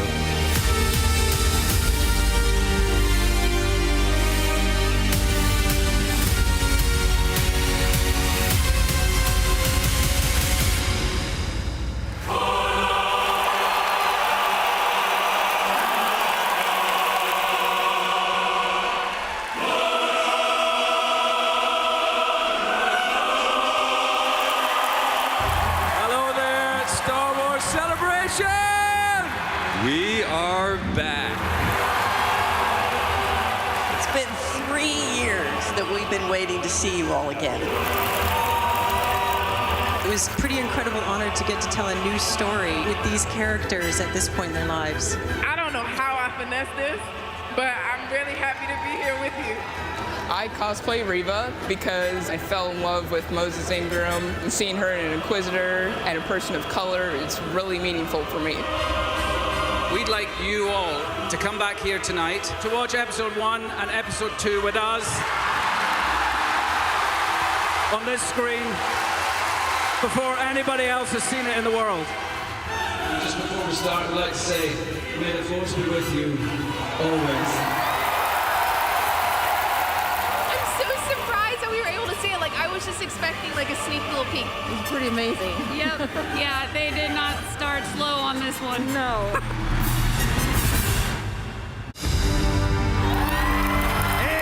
You can just joy coming off of him. Buenas noches, buenas tardes, buenos días. So nice to be here. To see a character on screen who looks like me and has my heritage, I never knew that I needed that from Star Wars. I first played this woman nearly 17 years ago. It's such a gift to come back to this role. We're gonna give one to each of you. Make sure you put it in the middle of your living room, okay? We've done 12 episodes. We're going to come back and start shooting in November. We're going to shoot another 12 episodes. To have Diego walk out and then get that teaser trailer, I actually burst into tears. Oh, all the things on Disney Plus. We couldn't be more thrilled to present the exciting new series, Willow. Ron Howard and John Caston. You don't have Willow without Warwick Davis. I'm here. There's a lot of magic in the room. Ruby Cruz, Ellie Bamber, and Erin Calumet. The welcome is so overwhelming. I've got Saoirse's sword in my hand again. Jon Favreau and Dave Filoni. We're going to have some returning favorites. Bo-Katan Kryze, Katie Sackhoff. I may have some unfinished business. We're in pre-production now for a new original show, so let's bring out John Watson, Chris Ford. We're not allowed to say anything, right? I danced around. It's Star Wars Celebration. Just tell them everything. No! It's going to be called Star Wars Skeleton Crew. With new things coming out, I think it's going to be a lot of fun. There's so much going on for Star Wars. This is where the fun begins. Go crazy, so we ran. I have never run somewhere so fast in my entire life. Over the last years, we sort of felt the warmth for the films that we made, and it's meant a lot to us. It's meant a lot to me personally to feel that. To see them happy makes the fans happy who grew up watching the prequels. There are just so many cool things to do and so many cool panels to see. I wish I could clone myself so I could go to all of them. I'm cutting back on electricity. My daughter Bryce has been working on Mandalorian and others. Well, that makes me a proud dad. I'll tell Bryce. There's so many artists here, stage pieces. Books, video games, comics, every single time when I was a kid, and it's at Star Wars Celebration, it's all here. I'm looking for someone. Looking? Found someone you have, I would say.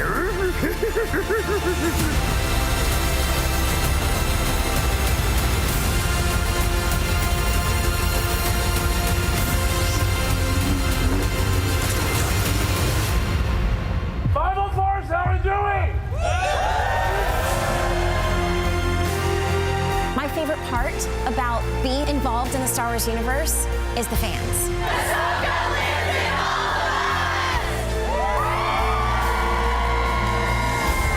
The most passionate and creative fans in the world, Star Wars fans. I know full well I don't get to even be making any of these shows or any things I've gotten to do without the support I've gotten from fans. I love you. This is phenomenal. It's just been such a thrill and honor to feel the energy of everyone. I feel like I've just been adopted into a new family. You have.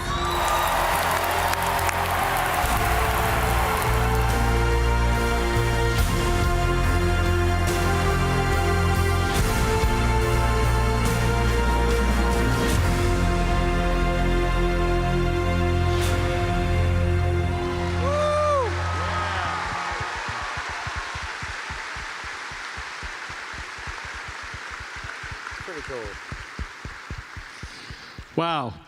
Well, we're not alone here, of course. We're here at the celebration stage, but there are not only people joining us at home, but there are people in stages all throughout the convention center. Right now, I want to say hi to everyone on the Galaxy stage who's listening in.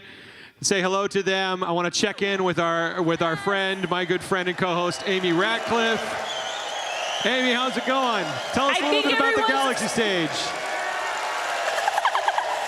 The enthusiasm, y'all. A+. Woo! Hey, everyone, I'm Amy Ratcliffe, and we are on the Galaxy stage. Everybody here is clearly, they got the brief. Yeah. They took it to heart. Yeah. You really did a great job. That's how we do it here on the Galaxy stage. I don't know about y'all. I have a lot to say. What David, I just want to echo. It's been incredible to be back at Star Wars Celebration, and the best part has been seeing you and all of you. I've missed you all terribly. As you can tell, we have some beach balls. Yeah. I appreciate it. I'm like, what's happening? I mean, we've got a live feed going. Someone pop that or something. This day 4 energy, though, I respect it. I respect it. And I love it. We've had such a good weekend. I've made new memories. I've seen familiar faces. I've made new friends. I have all of the feelings. I'm not crying. It's fine. It's fine. So, Atomic Blonde, I'm wondering, we've had 4 days of excitement. What have been some highlights for you? Oh, well, the Galaxy stage saw the largest dark side versus light side rock, paper, scissors battle ever to be seen at Star Wars Celebration. It was prior to the Obi-Wan premiere. Yes. And I have to say that a full-on Anakin cosplayer won the entire thing. And I don't know how that happened, except for Celebration magic. Exactly. The Force was with him. Yes, totally. But I will say that the Galaxy stage, there's been so many stages that are around. We are so lucky to have so much incredible live entertainment going on at Celebration. We are not the only stage here. We had a stage, the podcast stage, I know had some amazing Star Wars podcasts. Anybody go to that podcast stage and see their favorite podcast? Yeah. Yes, the fans turned up for their podcast. Yeah, I heard that Star Wars Explained and the Pink Milk podcast had just incredible turnout. So a big shout out to all of the podcasts that did their shows live this weekend. We also had moments on the kids stage, which I love that we have that. And apparently we had a droid visit every day of Celebration where kids could come and just ask the questions on their mind, and just have those great droid interactions. Ask a droid? Ask a droid. Questions. So much was learned, I'm sure. But we are just all so lucky to be here, and we're just so thankful. Amy, I know you had some pretty incredible things happen today on the Galaxy stage. I do, but now I'm just thinking how much I need an Ask a Droid service in my life all the time, beyond Star Wars Celebration. But yes, you're right. It was an incredible weekend, and though I didn't host the panel, I do want to call out, I know the High Republic panel happened in this room over the weekend, and that's the first time, yes, that we got to experience the High Republic out in the world with everybody, and I know those authors really felt your love, and I think that's so cool. And then today, right here on the stage, not that long ago, I'm always the shortest person in the room often, but I was with some Wookiees. I was with Yona Suetamo and Carrie Jones, and then also Charles Soule, and we got a lot of Wookiee roars, and Angie Mayhew came, and we got to share a really lovely tribute to Peter Mayhew, and it was just like, what a way to wrap up the weekend. I don't want it to be over, so I just don't want to let go. But like you said, we're not the only stage. There's more to check out. So I think we should throw it over to the Star Wars Celebration live stage and see what some of their favorite memories were. Thank you, Amy. Thank you, Galaxy Stage. Thank you, everybody at every stage that's been working so hard this weekend. Thank you to everybody that's been hanging out at the stages. Welcome to the Star Wars Celebration live stage. I'm Anthony Carboni alongside my co-hosts Andy Gutierrez, Christina Ariel, Kristen Baver, Hector Navarro, and Jordan Hembrow.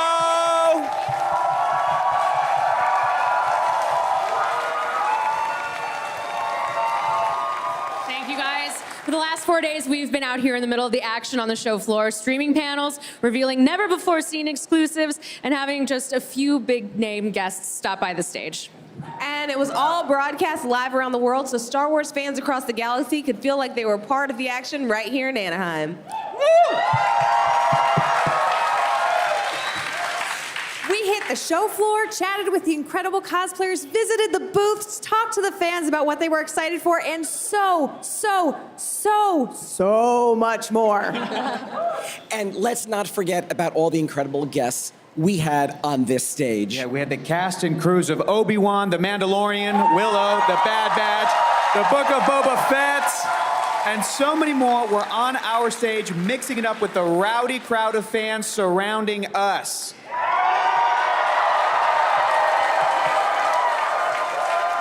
right, guys, so I have to ask, what were some of your favorite moments? I gotta tell you, I loved interviewing Ewan and Hayden because I didn't have to do anything. I just sat back and let the love roll in to see those two guys together again, you know? Yeah. That was wonderful. I mean, obviously, it's great when you get to interview somebody who's part of a show that you love so much, but honestly, my favorite thing is just seeing all the fans back here and feeling the love. It's, you know, we've been doing this for a few years now, and it never gets old. It's just this like crazy love fest, and whenever people ask me what I love most about Celebration and what I love most about Star Wars, it's really the fan community because it is truly one of a kind. We're so glad to have you back.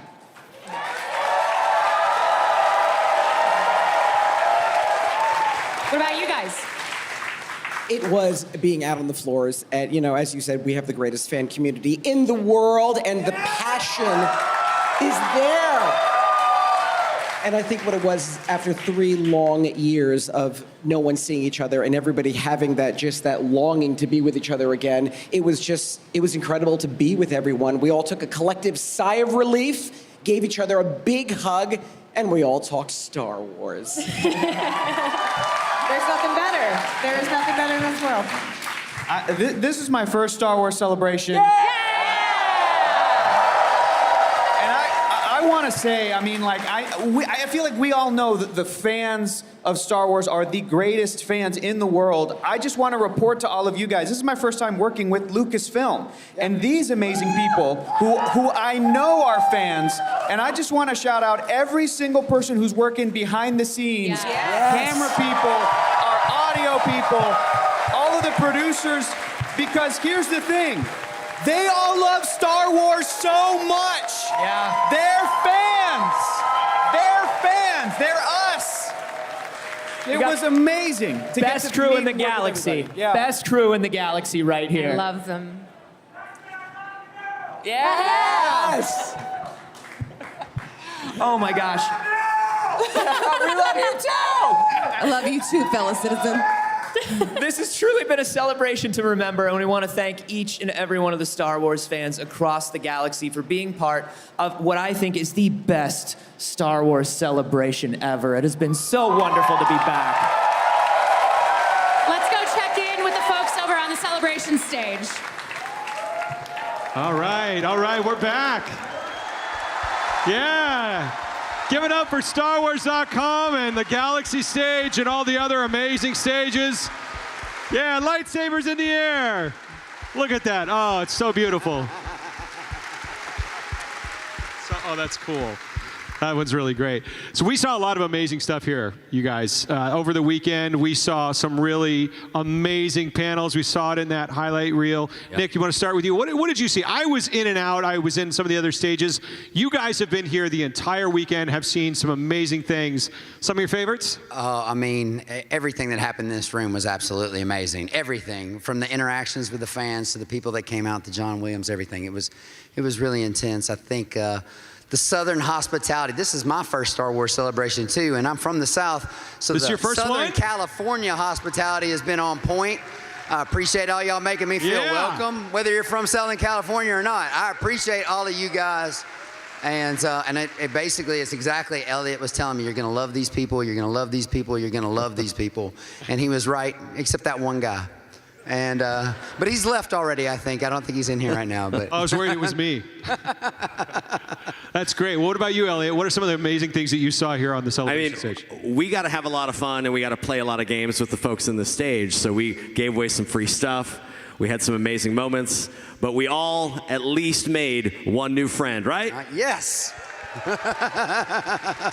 And at the core, that's what this is about. We're all getting together. We're all sharing our love of Star Wars together, and we're all the same here, which is absolutely fantastic. So, that's great. Yeah, I will say, you know, for me, I I've never seen so many wonderful pieces of new Star Wars content and beyond with Indiana Jones and Willow.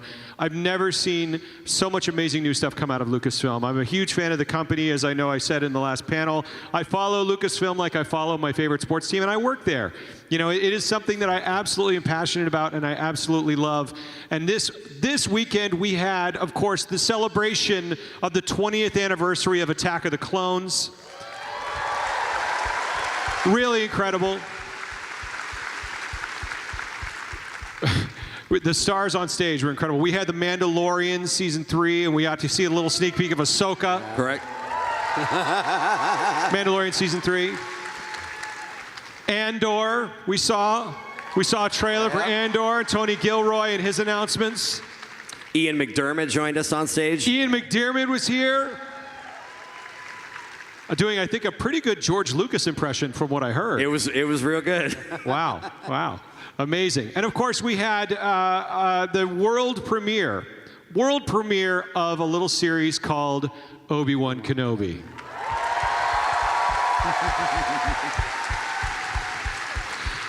Now, I want to talk a little bit more about that because that was incredible. Did you go? You were here. You saw Correct. it here? Yeah, we were here. I waited on my mom. I swear, I waited on my wife. My wife and I watch everything together. I said I wasn't going to. Well, I won't spoil it for you. We won't spoil it for any of you who haven't seen it, okay? Won't spoil it for you, but I do want to talk about it a little bit more in a second. First, I want to echo what they said on the Star Wars stage. All of the volunteers, all of the staff, everyone at Reed, everyone at Lucasfilm, everyone who worked so hard to bring all of these productions to us, to bring joy into our lives, that all culminated in this weekend. I just want to take a moment to recognize them and give them a huge round of applause from all of us as fans. Thank you. At the end, you're going to hit that Celebration Europe end track. It's cute on my mixer. And of course, our crew here that just warms up, and give a round of applause for Elliot here and Nick here. These every time just, if it's one thing we know about, it's waiting in line and waiting for shows to start, and you guys make it an absolute pleasure. So thank you very much. And same with everyone at the Galaxy stage and all the different stages, all of those crews, just amazing. Now, there is one more little thing. What's that? No, it's... Oh, I can go this? You ready? Oh, I think we're ready. Okay, Yeah, we're well... good. Now, one of the things that I loved about Obi-Wan Kenobi, without giving anything away, is that it was an opportunity to yet again welcome new cast members into the Star Wars universe. And for many of them, this was their first Star Wars celebration ever. How many of you is their first Star Wars celebration? Any of you first? How many of you would come to Celebration again? Me too. Well, imagine if this is your first celebration and you're also the first time starring in a Star Wars series as amazing as Obi-Wan Kenobi. Well, we had a guest that stopped by that has had such a good weekend. He just wanted to come out and say hello. You guys want to say hi to one of the cast members of Obi-Wan Kenobi?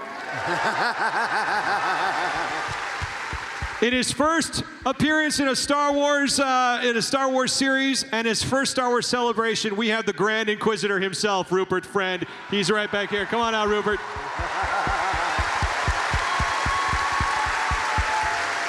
Thanks for doing this. Thank you. So, Rupert, how was your weekend? It has been the weekend of my life. I want to thank you guys so much for my first ever Star Wars celebration. You made me feel at home. The people that came to see me at the signing tables welcomed me to the Star Wars family. And I want to say it feels great to be a part of your family. Thank you.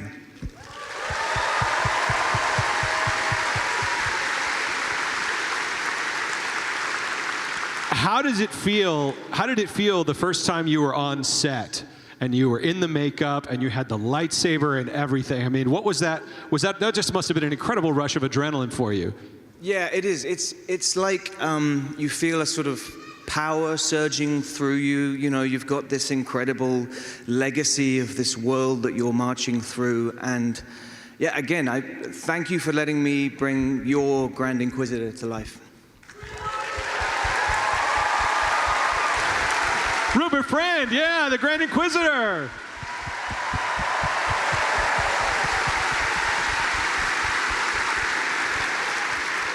I want to ask you one more question that I just asked them. Do you think you would ever do this again? Would you ever come back? Hell yes. That's great to hear. Well, I was wondering also, since you're here, if you would help us make an announcement about maybe when we could do this again. Oh. If you're interested. You want to do this again? You want to do this again next year? Next year in less than a year. And none other than my hometown, London, England. Star Wars Celebration, April 7th through 10th at Excel Center in London, 2023. See you there. Rupert Friend, ladies and gentlemen. Thank you so much. Yeah.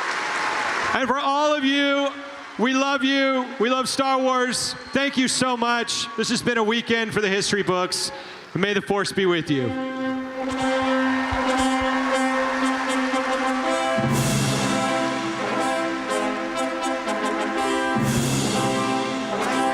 Very nice to meet you.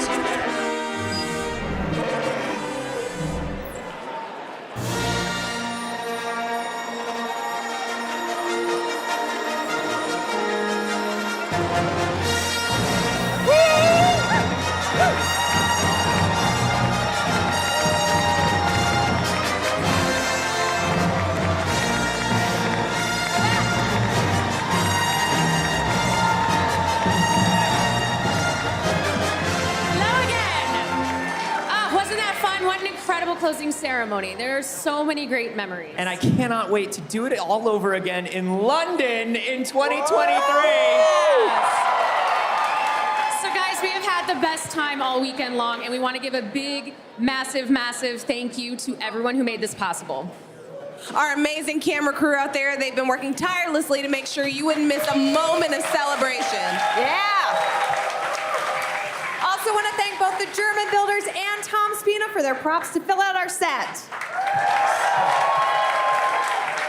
And we need to give a huge, massive, gigantic, so big you can hear it across the globe cheer for the Belgian prop builders for building this incredible set that made us feel like we were on Navarro all weekend long. Our friends, Patrick and David, who built the wonderful RX droid Gil that captured your reactions all weekend long. There he is. A huge, huge, huge thanks to our hype man, Cameron, who worked overtime, What up, Cam? keeping the crowd excited Cam. and cheering. Cam, we love you. Love you guys. Woo! Our stage manager, Lionel, who flawlessly kept the stage running smoothly like the consummate professional they are. And can we give it up for the StarWars.com team behind the scenes working their butts off to bring you every single detail of what went on this weekend. And the same for our social team that worked tirelessly to bring you up-to-the-minute updates of everything that was happening. Our photo booth crew that captured absolutely stunning photography of our guests he's right there. backstage. What up? Whoa, there he is! There he is. And massive thanks to Kyle, Matt, Frank, and our army of producers and editors working round the clock, cutting together packages to make this live stream feel alive every second we were on the air. Thank you to our production team backstage in the truck, our audio people, Doug, our director Steve, Tony, and Forrest handling all of the graphics and transitions all weekend long, Scott for putting words in our mouths, and a massive Herculean Dwayne Johnson's bicep-sized thank you to our producer and one of my best friends in the whole world, John Harper, who led this wild production and turned it into the fantastically run show that it was. And we really need to thank the MVPs of the show, Nina Wayless and AJ Camarillo, who scheduled and wrangled every single person that came onto this stage. She's right there. In a cohesive, smoothly run production. If you saw somebody here, it's because they let them here. Yeah. And standing right behind AJ, our fearless leader, executive producer, Mickey Capoferri, for wrangling this giant beast of a show like the gnarly Rancor it is, making sure every single big moment you loved this weekend happened on the stream. And finally, finally, the biggest thank you to the fans. You are the reason that we do what we do. Yes! You are the reason. So much. You are the reason why Star Wars is special, and you are the reason that this entire weekend was a roaring success. Yes. Said it before, I will say it again. Star Wars fans are the best fans in the galaxy. The best. The very best. Thank you so much for watching Star Wars Celebration Live, presented by Geico. We love you all. Thank you so much for everything. And may the Force be with you!